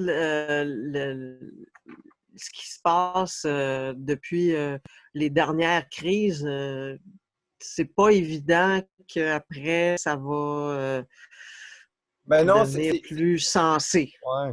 Mais c'est de semer dans la tête des gens qu'on peut faire plus, on peut faire mieux en ayant besoin de moins, justement. Tu sais. Euh, si, si mon travail ou les ressources que j'ai de besoin sont à côté de chez nous, ça ne changera pas à ma qualité de vie ou à quoi que ce soit. Ça va juste être plus proche, ça va juste demander moins d'énergie, ça va juste être plus efficace. Je vais juste Ben, ça va augmenter ta qualité de vie, en fait. Ben voilà. Demande à Dominique. Ben, Oui. bon, ça fait que c'est ça, en étant plus proche, ben voilà. Fait que si on est capable d'organiser notre économie ou notre façon de répartir, dans le fond, nos besoins de façon plus locale, ben en tout cas, c'est ça, plus local, ben, on va avoir besoin de moins en moins, dans le fond, ces dépendances-là auxquelles, justement, si exemple, on récupère nos semences au lieu de consommer les semences de Monsanto année après année. Déjà là, on évite un transport de moins et ainsi de suite. Fait que je pense que c'est juste l'idée, c'est juste dans le fond de semer dans le fond ces idées-là, puis de les mettre en pratique, en tout cas. Comme on fait tous un peu à différents degrés, mais là, il faudrait le faire à une échelle, je te dis, mettons, un peu plus locale, régionale. Pour, en tout cas, voilà. Ouais. Puis, ben, regardez, les idées, dans le fond, sont pas c'est pas des idées qui sont neuves. Il y a un architecte qui s'appelle Christopher Alexander. Il a développé ce qu'on appelle un langage de pattern. Et puis, dans le fond, c'est un outil qui permet, dans le fond, d'organiser, dans le fond, le territoire de la campagne à la ville pour justement créer une certaine forme d'indépendance, puis une certaine forme d'efficacité, puis de fluidité dans les échanges de ressources, dans la façon de vivre, puis tout ça. Là, on est à des distances pour tout. Mettons, en deux villes, ça va être le désert total. On va rentrer dans la ville. Je ne sais pas si vous comprenez ce que je veux dire. Le tout manque de fluidité au niveau de la circulation, mettons, des gens, des denrées, des informations. Fait que... Oui, puis ça ne favorise pas l'entraide absolument pas. Entre les personnes. Ou bien c'est trop densifié comme dans les villes où est-ce que les gens, ça crée une espèce de stress puis ils ne veulent pas se parler les uns les autres. C'est fou comment des voisins de palier ne se connaissent pas. Puis à la campagne, un voisin qui est à 1 kilomètre, tu le connais. Tu sais, moi, je connais plus de monde depuis que j'habite à l'extérieur de la ville que lorsque j'habitais à Montréal. Je ne sais pas si c'est la même chose pour toi, Audrey, là, mais... c'est les distances puis les villes entre ces régions-là qui créent ce clash-là. Fait que moi, je me sens à des années-lumière de Montréal, puis pourtant, j'étais à 1 heure de Montréal, mais ce qu'il y a entre les deux, c'est un vide, c'est des champs, c'est du néant. Il n'y a pas nécessairement de vie. Fait que on a comme une vision binaire de la société. C'est soit la ville, la banlieue ou la campagne, mais il n'y a rien qui fait la transition entre ces différentes égalités-là. Mais en même temps, je ne pense pas qu'on puisse tout l'occuper, le territoire. C'est aussi une partie du problème. Ça veut dire que tu parles de créer des canaux de fluidité, mais il faut quand même laisser des parties de territoire où je pense qu'on est mieux de ne pas être là. Ah, mais tout à fait. Tout à fait. Il n'y a rien qui nous empêche de définir le territoire un peu comme on pourrait prendre le modèle de permaculture avec les différentes zones, où il y aurait des zones plus densément peuplées, moins densément peuplées. On pourrait créer des zones 5, justement, où on pourrait laisser la nature en paix, si on peut dire, leur donner leur habitat. Dans le fond, l'idée, si on veut s'en sortir, j'ai l'impression, ça serait de prendre le moins d'espace possible sur la Terre pour, justement, assurer une certaine pérennité. Là. Mais là, en ce moment, Moi, quand mettons, je suis un individu en ville qui a juste accès au marché, qui n'est pas conscient, dans le fond, de l'espace que le bien qu'il consomme prend, ben c'est ça. Fait que ça serait de recréer, dans le fond, les liens avec les... Mais par rapport au thème de ce soir de l'entraide, je continue en tout cas, je continue de penser que les milieux, je sais pas, j'ai tendance à penser que les milieux ruraux sont comme plus propices, mais d'un autre côté, il y a plein d'exemples d'entraide qui sont en train de se passer à Montréal, par exemple. Là. Mais à date, il me semble que ça s'est plus développé en région. Je sais pas. Toi, mais Audrey, tu venais de Laval, toi. As-tu encore du monde? As-tu encore un réseau à Laval, Audrey? Est-ce que tu en avais un quand tu étais là? Ben, c'est sûr que tu connais des gens, là. Mais oui, j'ai ma soeur qui habite là, j'ai des amis qui habitent encore là à Laval, puis eux, ils ont fait ce choix-là, puis tu sais, c'est pas des méchantes personnes pour autant, là, je pense que... Non, je pense pas que c'est ça la question. non, c'est ça, mais tu sais, c'est juste que le réseau... c'est sûr que moi, j'aime le réseau en campagne, puis je pense que je pourrais plus habiter en ville ou en banlieue parce que j'aime ces échanges-là possibles avec les gens. Je trouve qu'il y a plus de possibilités. Tu sais, admettons, ici, on n'est pas confiné dans une maison, mais on a une grange où on peut faire plein d'affaires. On a une serre où on mange du kale, puis des épinards, puis tu sais, qu'on prépare les semis. C'est quoi la chose la plus excitante dans la vie au printemps qu'être dans une serre? Je sais pas, là, mais c'est certainement pas être chez vous pogné à regarder ton ordinateur. Là. En tout cas, mais ça, c'est une vision personnelle de moi, mes intérêts. Oui, mais je pense qu'il y a deux choses. Il y a l'entraide, puis il y a la résilience. Puis je pense que, comme tu disais, Hélène, ben, je ne sais pas s'il y a plus d'entraide à la campagne qu'en ville. Tu sais, je pense qu'il y a quand même des réseaux en ville au niveau de l'entraide, mais au niveau de la résilience, ça va avec le territoire, en fait. Puis ça, on le voit beaucoup plus en campagne. Là. Quelqu'un qui est en ville, s'il ferme la ville après une couple de jours, de semaines, c'est fini. Là. Il n'y a pas assez d'espace pour être résilient, en tout cas au niveau alimentaire. Je pense que c'est deux choses. Mais je pense qu'il y a aussi de l'entraide dans les villes. Si on prend des plus petites villes comme à Joliette, mettons, j'ai été dans le communautaire longtemps, il y a plein de petits réseautages qui se fait, là, qui aident les gens. Même qu'il y a plus de services d'entraide, je pense, dans les villes. Peut-être pas de réseau, mais dans le communautaire, c'est surtout dans les parties plus densément peuplées. Oui, c'est ça.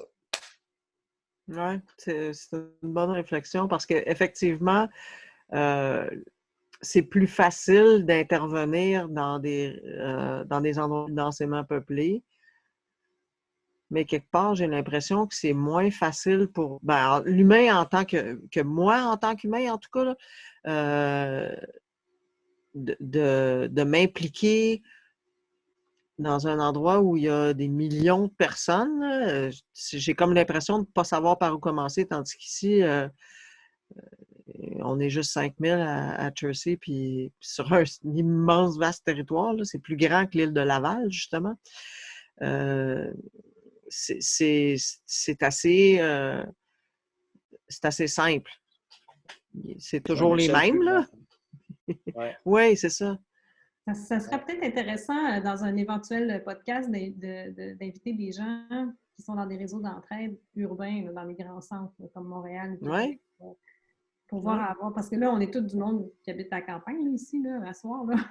on est tous, peut-être, on est plusieurs parmi nous à être des ex-Montréalais ou des ex-Lavalloises, ou, tu sais, on a déjà vécu en ville, là, plusieurs d'entre nous, mais on n'est plus là. Tu sais, on est décroché de cette réalité-là. Là. Fait que, ouais. Moi aussi, je viens de Laval en passant, puis ça me donne le droit de faire des blagues sur Laval. Let's go! Ouais, Jean-François aussi. mais effectivement, il y a peut-être une raison pourquoi on est tous partis de ces environnements-là. Puis ça, je pense que c'est une question à se poser, hein? Ou pas. Dans le fond, c'est ça, Guillaume et moi, on arrive pas mal fraîchement de Montréal, puis c'est vraiment l'aspect de créer des liens humains plus faciles, puis je dirais plus facile à garder aussi, qui nous a fait déménager à Rimouski. Ça reste une ville, mais c'est un format comme plus petit. Puis effectivement, en peu de temps, on avait des contacts avec des personnes, puis des possibilités que en plusieurs années, on n'avait pas à Montréal. Mais bon, je sais pas si tu veux compléter. C'est un gros questionnement aussi de savoir, on s'est posé la question à savoir si on devait déménager parce qu'on voulait engager des actions concrètes dans notre localité, dans notre quartier spécifiquement. Mais comment on fait en ayant des voisins qui changent tous les ans, en ayant une culture qui est fluctuante, mais que il n'y a pas, genre, tu ne te sens pas vraiment du plateau si tu n'as pas vécu toute ta vie dans le plateau. Et quand tu es en campagne, dans une ville, village, eh ben, là, tu peux plus t'ancrer, tu as toute une histoire, des ancêtres, tu dis, je m'implique dans ça parce que je sais qu'à long terme, je peux faire plein de choses. Dans une ville, ça bouge toujours trop tout le temps. Et moi, personnellement, j'ai hâte de me dire je vais rester soit à Rimouski, soit à Passepébiac, soit ailleurs pour vraiment m'impliquer et faire jusqu'au bout là-bas et développer ce réseau d'entraide parce qu'on peut faire de l'entraide, mais si la personne sait que dans 6 mois, tu déménages, mais c'est pas pareil la relation. Parfois, ça peut aussi être problématique. Je ne sais pas, Audrey, comment ça a été pour toi d'arriver à Passepébiac. Tu disais tantôt qu'il y avait un de tes voisins qui vous considérait comme une secte, alors que d'autres vous ont super bien accueillis.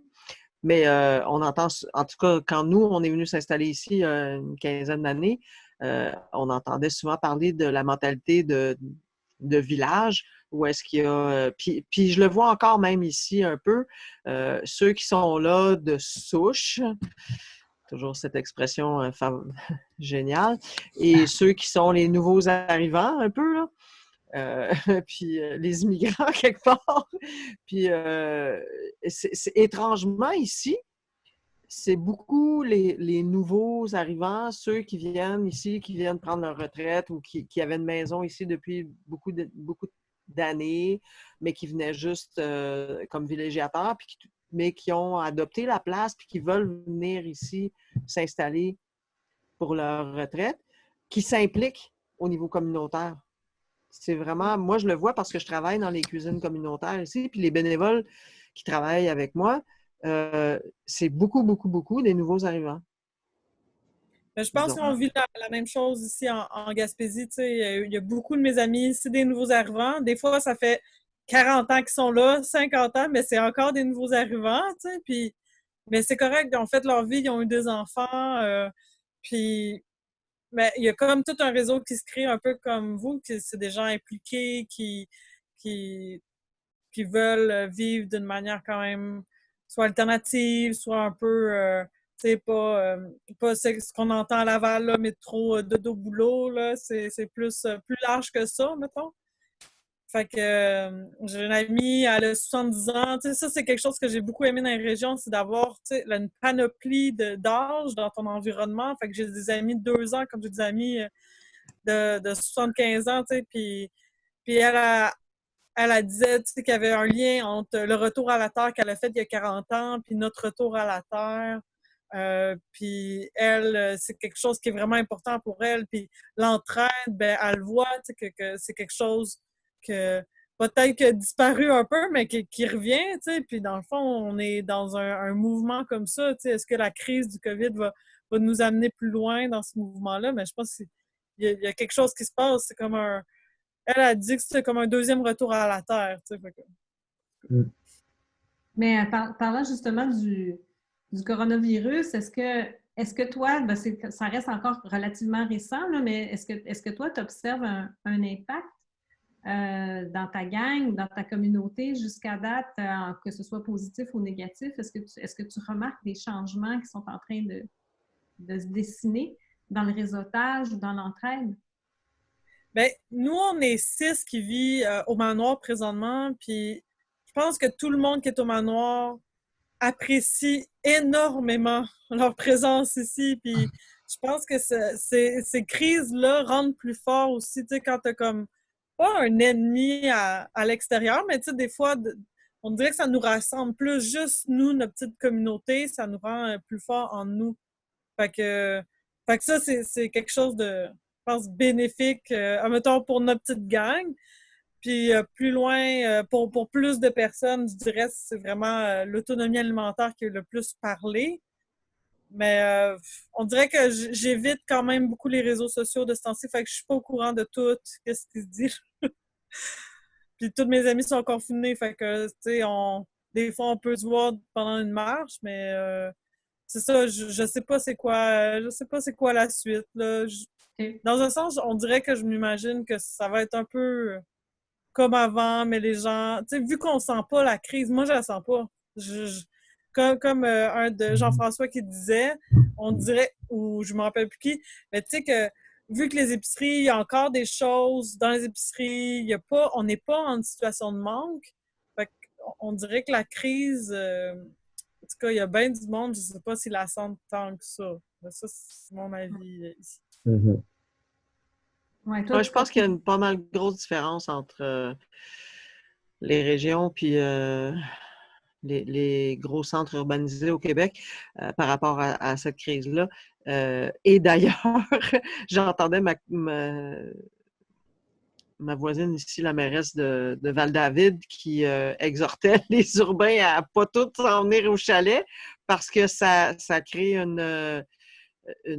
un stress sur les services publics municipaux qui, en hiver, sont pas adaptés à avoir tous les villégiateurs comme ils ont. Les épiceries, ils sont sur leur mode hivernal. Ils sont pas sur leur mode villégiature en été où est-ce qu'ils ont comme 3, puis 4, puis 5 fois l'achalandage. Fait que, en tout cas, mais c'est drôle parce que quelque part, moi, je m'imaginais à Montréal, puis si j'avais eu un chalet à la campagne, il me semble que c'est là que je serais allée. Confiné. Fait que c'est un petit peu bizarre de dire au monde, faites pas ça, alors que c'est comme la chose logique à faire. Là. Ben oui. Mais, ouais. Mais des gens qui sont impactés par la crise, moi j'en ai proche de moi. Je peux vous en parler un peu. Je prends juste l'exemple de mes parents. Mes parents sont dans une résidence pour personnes âgées. Ils sont confinés, puis eux autres, c'est ceux qui la sentent, la crise. Là. Ils n'ont plus de visite, ils ne peuvent plus voir personne, ils ne peuvent plus sortir. Mon père, il est malade, il a le Parkinson, ma mère s'en occupe. Les petits moments de répit qu'elle avait, c'est disparu. Là. Fait que là, elle est confinée dans son appartement. Autant avant, c'était déjà un confinement naturel à cause de la maladie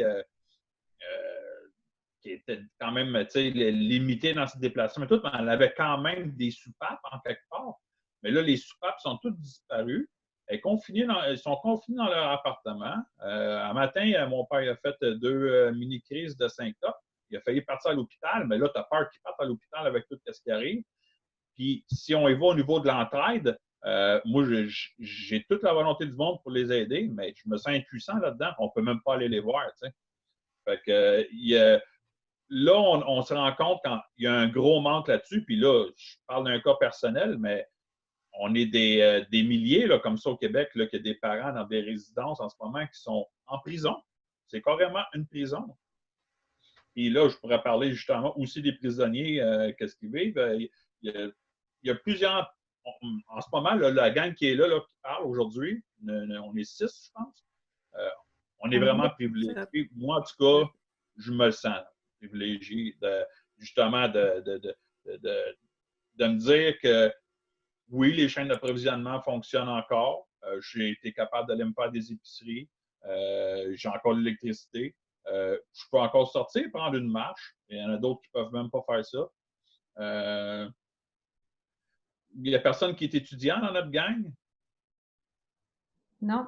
On Non? a un prof dans notre gang, on a Sylvain Si qui vous en travaille dans connaissez le des étudiants, ben, vous pouvez sentir un vent de panique un petit peu dans cette gang-là aussi. Parce que tout leur plan, tout leur cheminement, tout est à zéro en ce moment, où il y en a des institutions qui veulent comme les forcer à faire des trucs en ligne. En ce moment, ben là, il y a des réseaux d'entraide qui se créent entre eux autres parce qu'ils ont des possibilités de communication, mais ils vont demander des choses là, comme des annulations de sessions. Les conditions d'apprentissage en ce moment, dans le système qui est là, ne fonctionnent pas. T'sais. Fait que il y a beaucoup de personnes en ce moment qui sont impactées. Puis là, les solutions, on ne les voit pas toutes. Mais comme je disais tantôt, c'est avec le temps, il va falloir en imaginer. Moi, je pense qu'il y en a qui vont venir, là. Mais là, il y a des groupes de population, là, en ce moment, là, l'entraide n'est pas tout à fait là. Bien, je pense que par rapport, justement, pour rebondir là-dessus, par rapport à ce que Audrey disait que dans leur coin, ils ressentent moins cette crise-là. J'ai l'impression que, justement, les gens qui ont déjà décidé ou qui ont eu la possibilité de créer de l'entraide puis de créer de l'interdépendance, bien, c'est ceux qui vont être peut-être le moins portés, poussés, obligés à changer beaucoup de choses. Ils ont déjà un chemin qui a commencé à être fait. Par contre, ceux qui le ressentent de manière beaucoup plus marquée, comme Dominique le disait, peut-être justement que ça va créer l'éveil de « Hey, nous, on est vraiment ultra dépendants de tout ce système-là, puis finalement, on n'en a pas de lien, il manque quelque chose. » Ben, en tout cas, j'espère que ça va susciter les pas vers l'interdépendance puis l'entraide. Donc, voilà. Mais effectivement, ce sont les plus vulnérables, encore une fois, qui vont payer la facture. Tout à fait. Ben, ouais, ça revient à dire encore que les histoires de vouloir séparer, dans le fond, les groupes de gens, ça ne fonctionne pas comme les personnes âgées avec les personnes âgées, les étudiants avec les étudiants, les producteurs avec les producteurs. Comprenez-vous, là? Fait que là, on crée des petits regroupements de gens. Quand on fait face à des trucs de même, mais tout le monde se trouve à être séparé, mais on est tous dépendants. Il n'y a pas de diversité. Il n'y a pas de diversité, puis on est quand même dépendant de ces groupes-là, mais les liens, du coup, viennent d'être coupés. Fait que je pense qu'à partir de ce moment-là, le fait qu'on soit comme 7 milliards d'individus, mais tous isolés dans sa bulle, l'autre affaire encore, c'est ce qui aurait été... Si, mettons, on aurait mieux occupé le territoire, justement, où que tous ces services-là auraient été mieux répartis de façon plus régionale, faire face à une crise comme ça aurait été une farce. On aurait juste eu besoin de dire, OK, nous, notre bio-région est fonctionnelle, on fait juste comme se couper de la région d'un côté, on continue de fonctionner quand même. On n'a pas besoin, c'est pas comme en ce moment où tout le monde est partout puis n'importe où en même temps. Oui, mais au début de la mondialisation, il y en avait plusieurs qui en avaient parlé de ça. Oui, ben voilà. Là, on est rendu là. Toutes nos marchandises sont... Mais tout ce qu'on consomme est constamment en déplacement sur le territoire. En tout cas, du moins, en créant des régions plus indépendantes, on aurait moins fait... En tout cas, on n'aurait pas eu besoin de faire face à une... Oui. D'où les communautés intentionnelles, les éco-villages, puis retourner à des façons de fonctionner qui sont plus locales, résilientes, puis à plus petite échelle. Puis ce que ça fait aussi, quelque part, dans ma compréhension à moi, c'est que quand tu fais une communauté intentionnelle ou un éco-village, puis qu'il y a un problème qui se développe dans ta petite communauté, il y en a une autre à côté qui, elle, est peut-être capable de, elle, venir t'aider. Tandis que quand c'est une espèce de gros fouillis de plein de monde qui ne savent pas trop, qui dépendent d'un gouvernement qui gère des millions de personnes, c'est plus de l'entraide, c'est de la mendiance quasiment, là. Ça n'a pas du tout la même saveur, disons.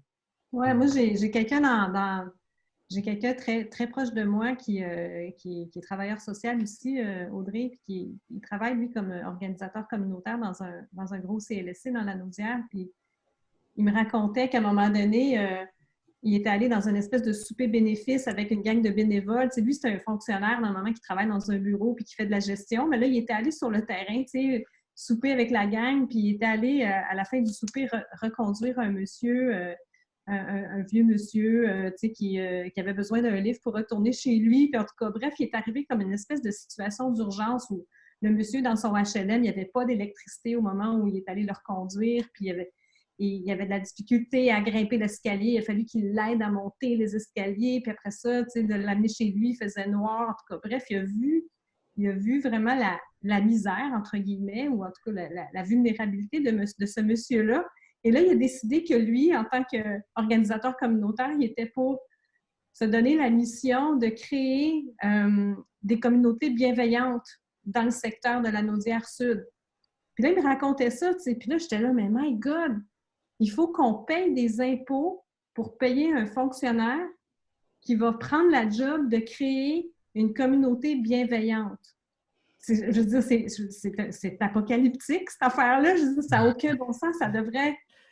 On devrait fonctionner comme ça sans que ce soit un employé du gouvernement qui le crée. Tu sais, en tout cas, j'ai capoté quand il m'a raconté l'histoire.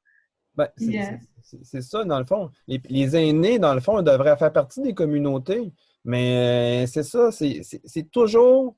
C'est ça, le système en ce moment, la manière qui fonctionne, ben, on crée des classes, on crée des divisions entre nous autres, déjà naturellement. L'école en est une en passant. Hein. Pendant 10 mois de temps, on mobilise des enfants, OK, à apprendre des trucs sans nécessairement participer à la communauté.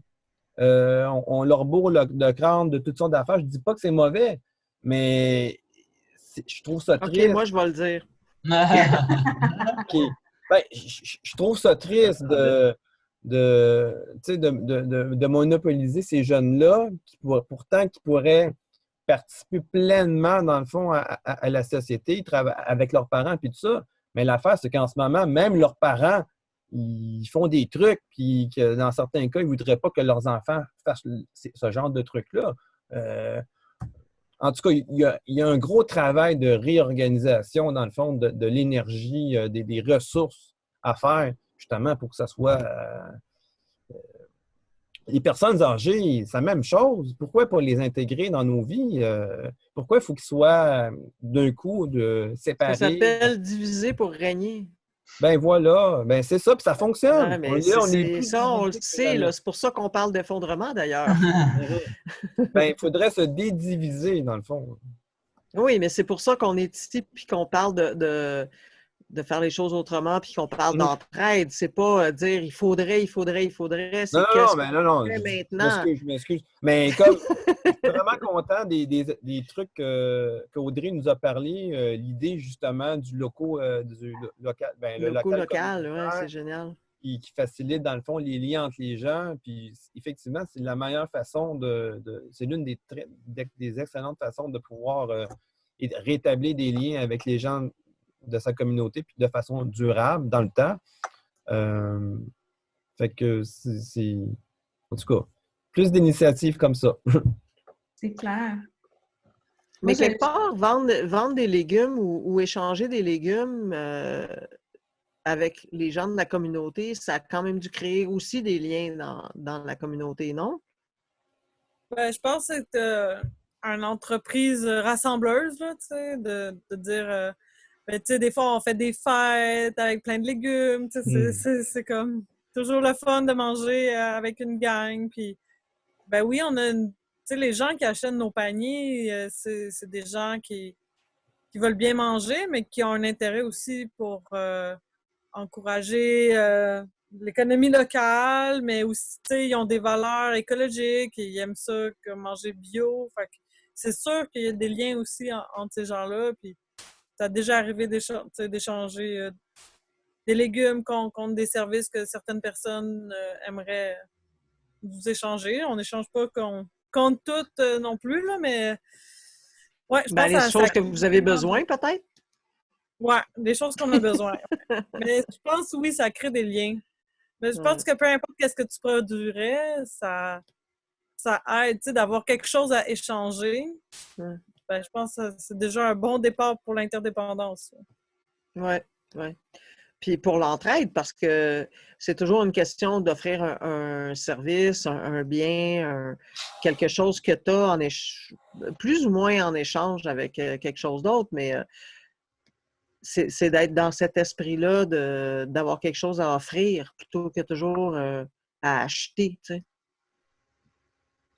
Oui, exactement. C'est que nous, on avait quelque chose à Ou à offrir. vendre. À vendre, mais aussi à offrir. Puis moi, j'adore le truc, là, je capote. C'est toujours moi qui va vers les autres pour offrir. Puis tu sais, depuis que j'ai accès à tous ces légumes-là à offrir, mais c'est tellement plus facile de faire des échanges. J'aurais jamais pensé d'avoir autant de possibilités d'échanges avant d'avoir une ferme, là. Tu t'es créé un compte en banque, d'une Ben, certaine presque, façon. oui. C'est une monnaie d'échange. Tu t'es créé une monnaie d'échange. Fait que ça revient à avoir un compte en banque complètement en dehors du système économique traditionnel. Sur lequel elle ne paye pas de frais et d'intérêt. Puis pas d'impôts. Puis, tu sais, c'est comme en dehors du système. On rejoint notre thème de l'épisode 2. Mais tu sais, la ferme fonctionne, mais il y a aussi comme cette partie-là d'échange que je trouve que c'est quelque chose qui pourrait être encore plus développé.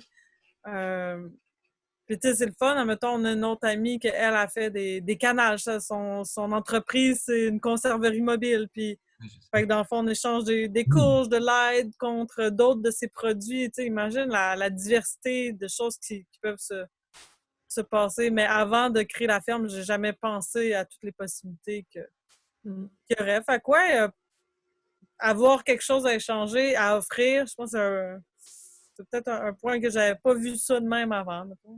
Ça a été une belle découverte. Ouais. Ouais, c'est très inspirant.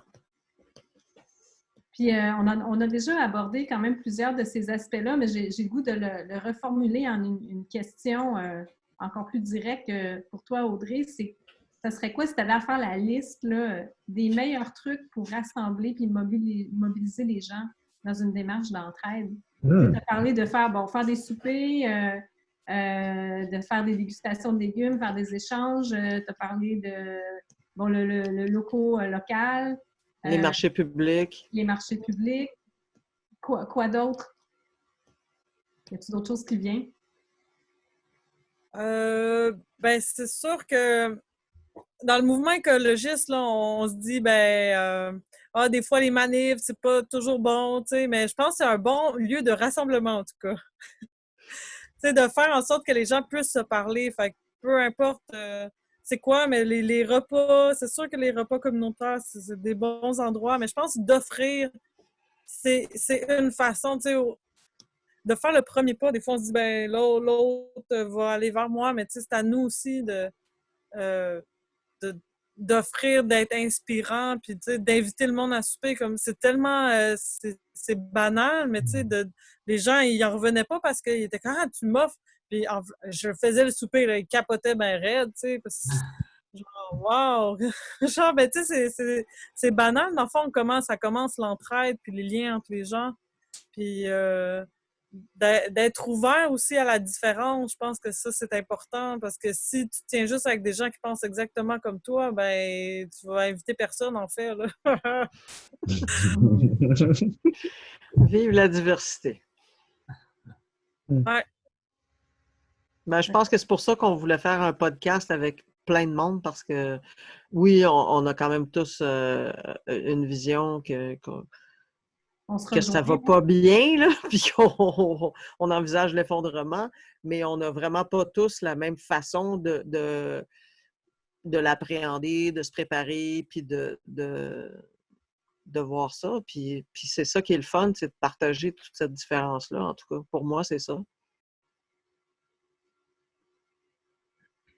Mais sur le moment, j'en ai pas nécessairement d'autres idées, mais je suis sûre qu'il y a plein de choses qui s'est passé, que j'ai faites, que j'ai organisées ou que j'ai participé qui ont fait que l'entraide était plus présente dans la communauté, ici dans la baie des Chaleurs. Ah Mais oui, c'est ça. Ah oui, Audrey, est-ce que vous avez fait des formations pour partager des connaissances, des événements, dans le fond, de partage quelconque ou... Ben, nous, il y a une chose qu'on a faite il y a comme à peu près 2 ans, c'était des formations en communication non violente. Puis nous, notre groupe, le Manoir, on voulait se former là-dedans. Fait que là, on a invité un formateur spécialement, puis on l'a ouvert à la grande communauté de la Baie des Chaleurs. Fait que, tu sais, on était 20-25 personnes qui ont fait cette formation-là. Fait que, tu sais, on peut être aussi des moteurs. Puis je pense d'avoir toute une base de communication pareil, ça aide aussi à se parler puis à être en lien. Mhm. Mais sinon, on est dans des réseaux aussi, le réseau de Fédération des communautés égalitaires. Ça, c'est plus des communautés aux États-Unis. Euh, quoi d'autre? C'était quoi ta question? Excuse-moi. Dans le fond, c'était ça, ça faisait partie, dans le fond, des trucs, dans le fond, pour justement rassembler les gens, en tout cas rejoindre plus de monde, créer plus de liens.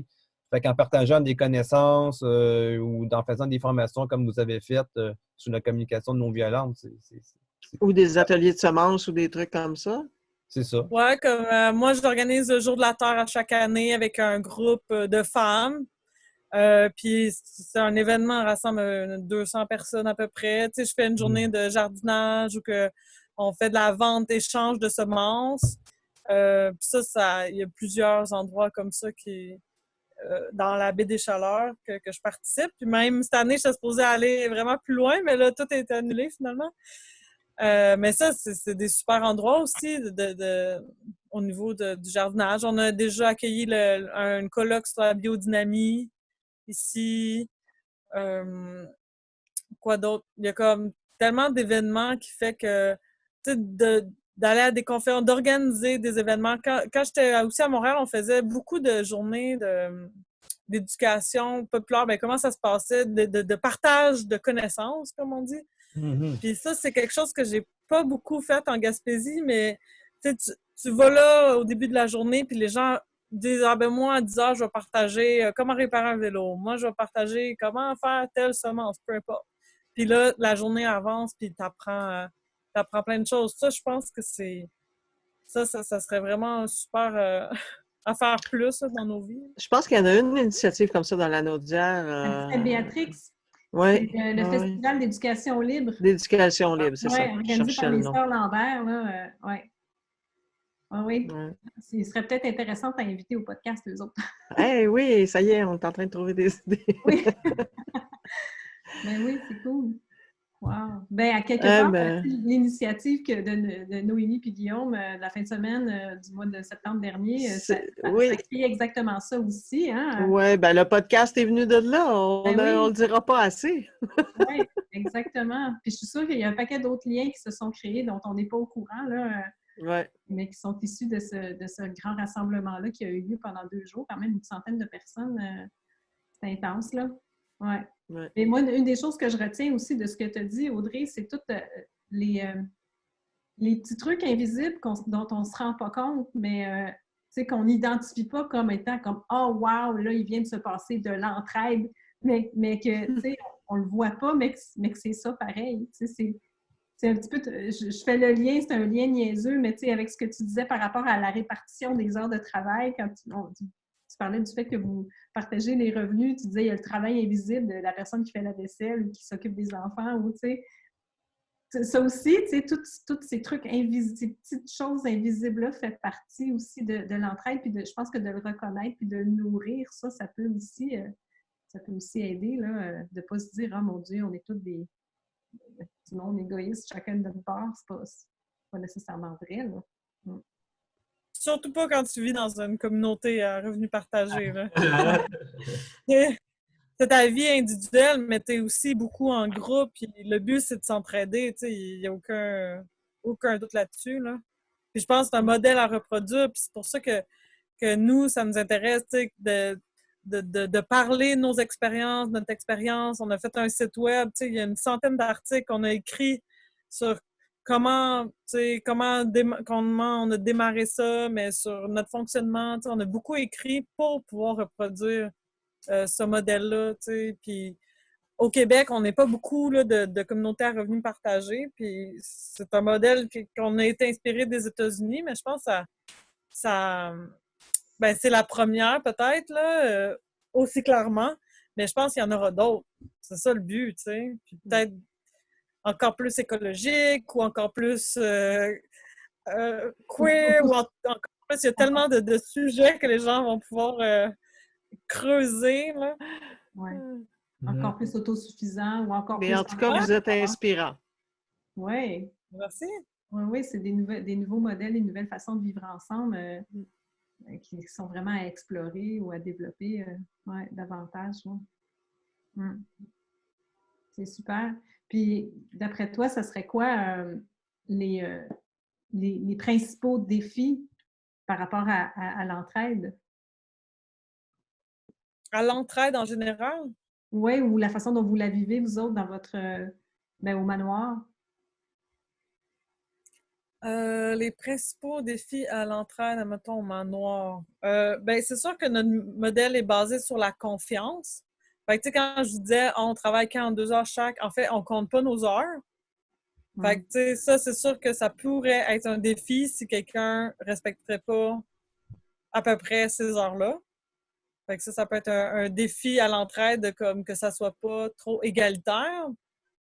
Parce que dans le fond, tu sais, c'est le beau s'entraider, mais tu sais, des fois, c'est être généreux, c'est bien, mais être trop généreux, des fois, ça peut être nuisible pour la personne qui donne sans compter. C'est pas s'écouter non plus, tu sais. Fait que c'est comme un équilibre à avoir entre la volonté d'être là pour les autres, puis aussi d'être bien aussi avec soi. Ça, j'explique ça aux gens avec qui je travaille au CLSC. Mais les principaux défis, c'est sûr la communication. On n'est pas tous habitués à être en gang. Tu sais, on a comme peut-être désappris ça. Fait que c'est de se rééduquer, être moins exigeant envers les uns envers les autres, dire oui plus souvent. Fait que c'est tout des défis interpersonnels, d'être capable de voir plus large, OK? De dire, OK, ben, ça se peut que cette personne-là ait tel défi dans sa vie, tel enjeu, tu sais, d'être compréhensif, bienveillant. Fait que des défis de ce genre-là. C'est très large. Je peux en parler longtemps. Oui, c'est sûr, chacun de ces défis-là pourrait mériter quasiment un podcast à lui tout seul. Ah oui, c'est ça, on va la réinviter. Oui, ben oui, tout à fait. Complètement. Ben écoutez, groupe, il y a déjà quand même 9h moins 10 qu'on avait annoncé que le podcast serait sur le groupe. En ligne à 9h. À 9h, il ne sera jamais là à 9h. C'est sûr qu'on est en retard, mais c'est pas grave. Mais est-ce que vous avez d'autres questions à poser à Audrey ou d'autres interventions à faire ou on commence à faire un wrap-up? Comment vous voyez ça? Moi, je dirais pour le rap. Ouais. On est-tu d'accord? On va laisser Audrey aller se coucher. Oui, c'est ça. On a toute notre journée dans le corps aussi, là. Surtout ceux qui font du jardinage en serre en ce moment.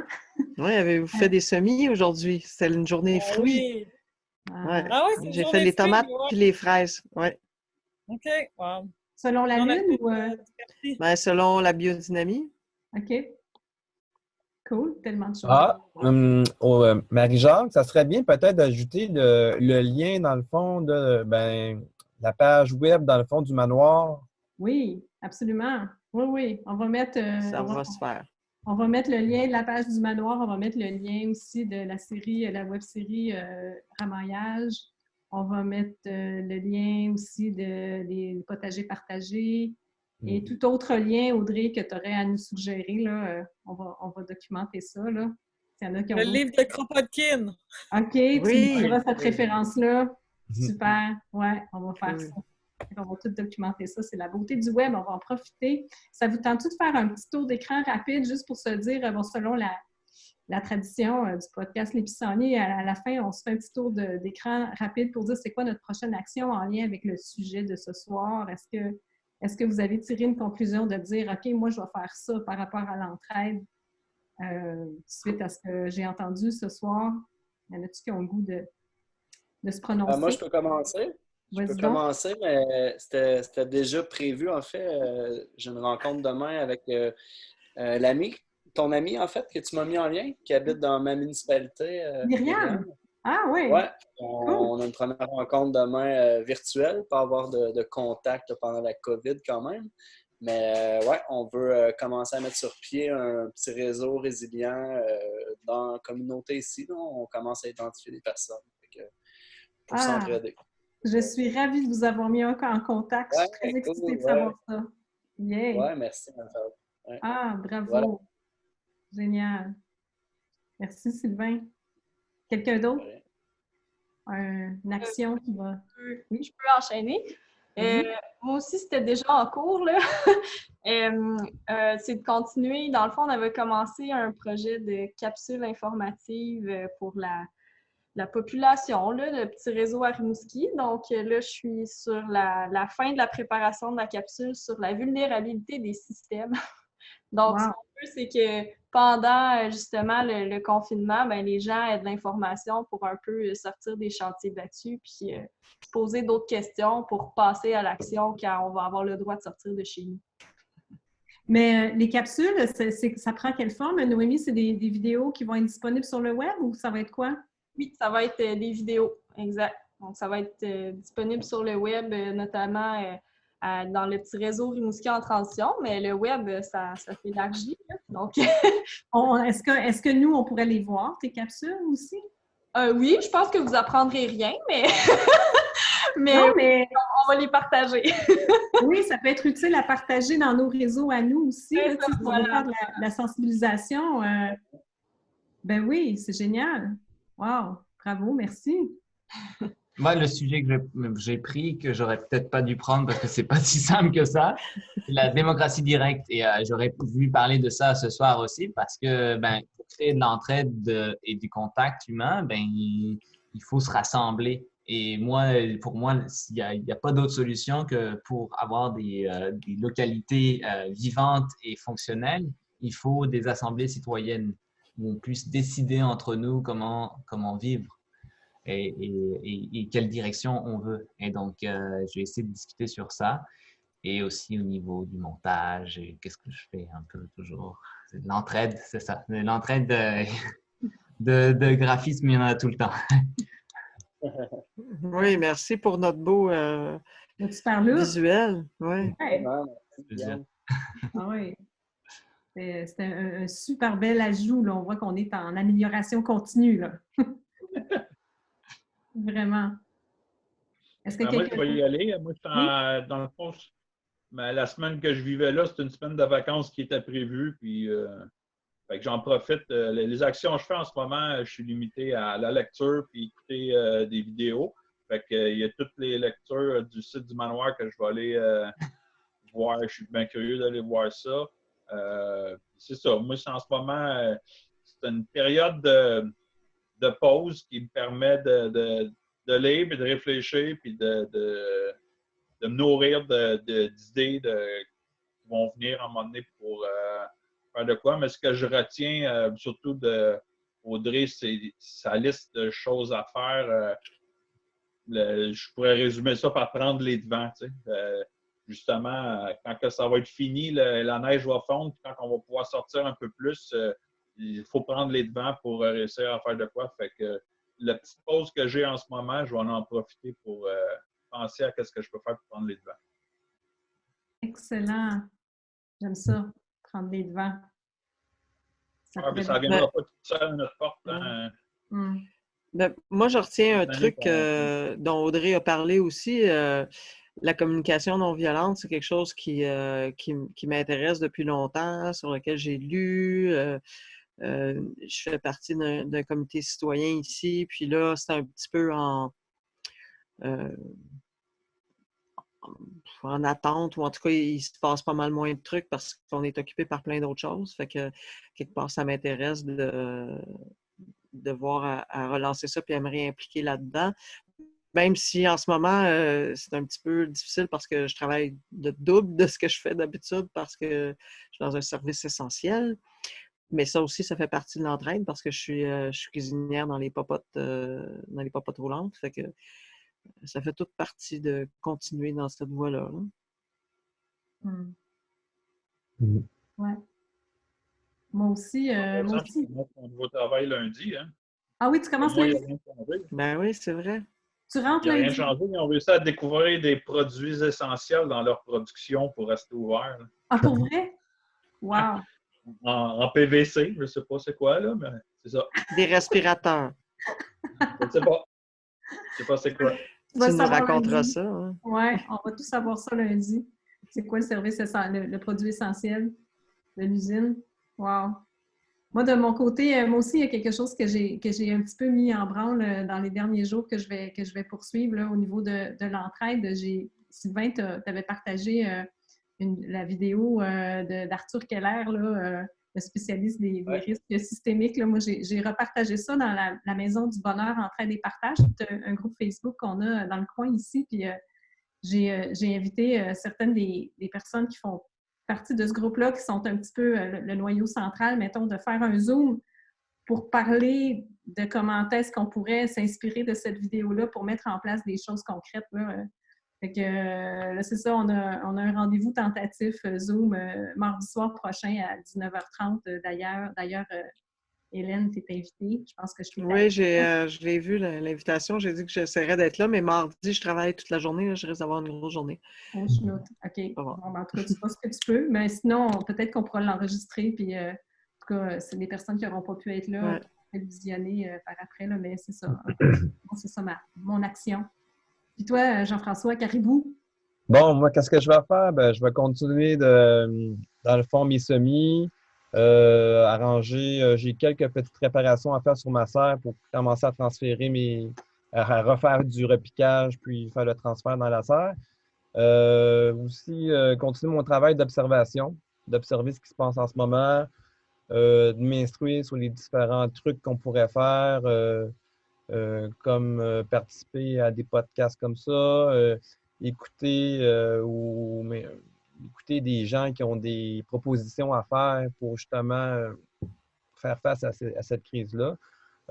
D'ailleurs, ben, demain, je l'ai partagé dans le groupe Collapso. Oui, je vais être là sur Ben Falk qui fait un podcast, un Zoom, un webinaire. Un Zoom, oui. Fait que c'est ça. Demain, il va y avoir Ben Falk, un Américain qui a designé sa ferme en permaculture, donc qui va parler beaucoup de résilience, puis tout ça, dans le fond, de conservation. Puis peut-être aussi mettre dans les prochaines semaines en pratique l'idée de faire des repas avec les voisins. En tout cas, du moins, envisager une rencontre future après que la crise soit terminée pour pouvoir, entre voisins, discuter un peu de ce qu'on a vécu puis de ce qu'on pourrait peut-être créer ensemble par la suite. Ouais. Voilà. Nice. Moi, je suis considérée comme ta voisine ou je suis trop loin? Non, non. La fille qui se caille une invitation à souper. Non, t'es quand même relativement proche, mais j'aurais vraiment aimé ça voir avec les voisins immédiats. Oui, je comprends. Pour, c'est ça, créer, en tout cas, voir si c'est possible de voir même, de commencer de quoi même avec eux, tu sais, en tout cas. Ben oui. Ça fait longtemps que tu milites pour que tes voisins transforment leur champ de maïs Monsanto en forêt permaculturelle. Fait que, tu sais, j'avais eu comme idée, justement, peut-être, ce serait de leur proposer, est-ce qu'il y aurait peut-être moyen de prendre une petite partie de leur terre, justement, pour peut-être créer une forêt nourricière ou quelque chose de ce genre-là, justement, pour que, bon, il arrive quoi que ce soit. Faut que tu les invites à souper, c'est clair. Voilà. En tout cas, de quoi dans le souper. En autant qu'ils ne pensent pas que tu es une secte. Alors, dites donc, groupe, je crois que le moment est venu de choisir notre mot secret du podcast. Donc, la tradition, c'est qu'à la fin du podcast, on choisit un mot ou une expression, puis on invite les gens qui ont écouté jusqu'à la fin d'écrire ça dans un commentaire, soit sur Facebook ou sur YouTube, pour nous laisser savoir qu'ils l'ont écouté jusqu'au bout. Fait que là, et de partager. Oui. Et de partager leur initiative d'entraide pour la semaine qui vient. Exactement. Donc, moi, j'ai quelques idées au niveau du mot, mais peut-être que d'autres personnes en ont pris en note aussi. Je ne sais pas, moi, j'ai bien aimé le mot interdépendance, mais j'ai aussi aimé l'expression prendre les devants. Ça m'a aussi parlé beaucoup. Puis, dans un autre optique complètement pas rapport, j'ai le mot aussi flamant rose qui n'a vraiment pas rapport. Juste parce qu'il m'a intriguée pendant toute la soirée. Le flamant rose qu'il y a sur ton mur, Audrey, je ne sais pas c'est quoi ce symbole. Ah, bonne! Fait que, je ne sais pas, vous votez pour quoi, groupe? En flamant rose, définitivement. Ouais. Aussi. Moi, On va être obligé de changer le nom du podcast. Les flamants roses! Oh boy! OK, moi, je vote pour Flamand Rose. C'est trop drôle. C'est bon. On se prend pas au sérieux, pas en tout. Ben, Audrey, reviens devant la caméra. Audrey, reviens devant la caméra puis parle-nous pour qu'on te voit, en gros, avec le flamant rose. Hop là, C'est toi qui l'as créé? Ouais, c'est moi qui ai fait la peinture du flamant rose. Ah, ben t'as du talent, bravo! Merci. Ouais. Félicitations, Ouais, c'est ton animal totem? Ben, je l'aime vraiment beaucoup. Oui. Puis on a un flamant rose dans la serre. Je sais pas, j'aime cet animal. C'est une relique de Laval que tu as apportée avec toi à Paspébiac.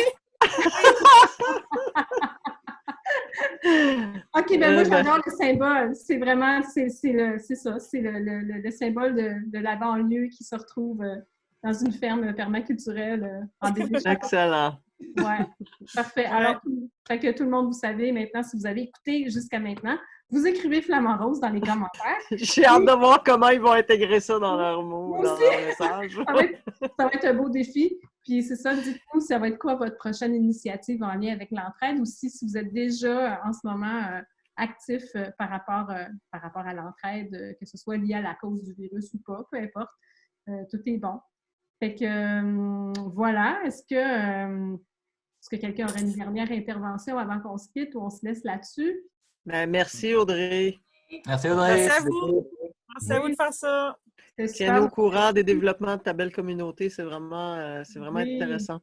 Oui, c'était vraiment chouette. Puis si ça se trouve, on va peut-être te réinviter sur un autre podcast avec un autre twist, là, un autre sujet. Ouais. Fait que merci à Noémie et Guillaume de nous l'avoir recruté. OK. À bientôt, la gang. OK, à bientôt. Bientôt, bye. Bye. Bye.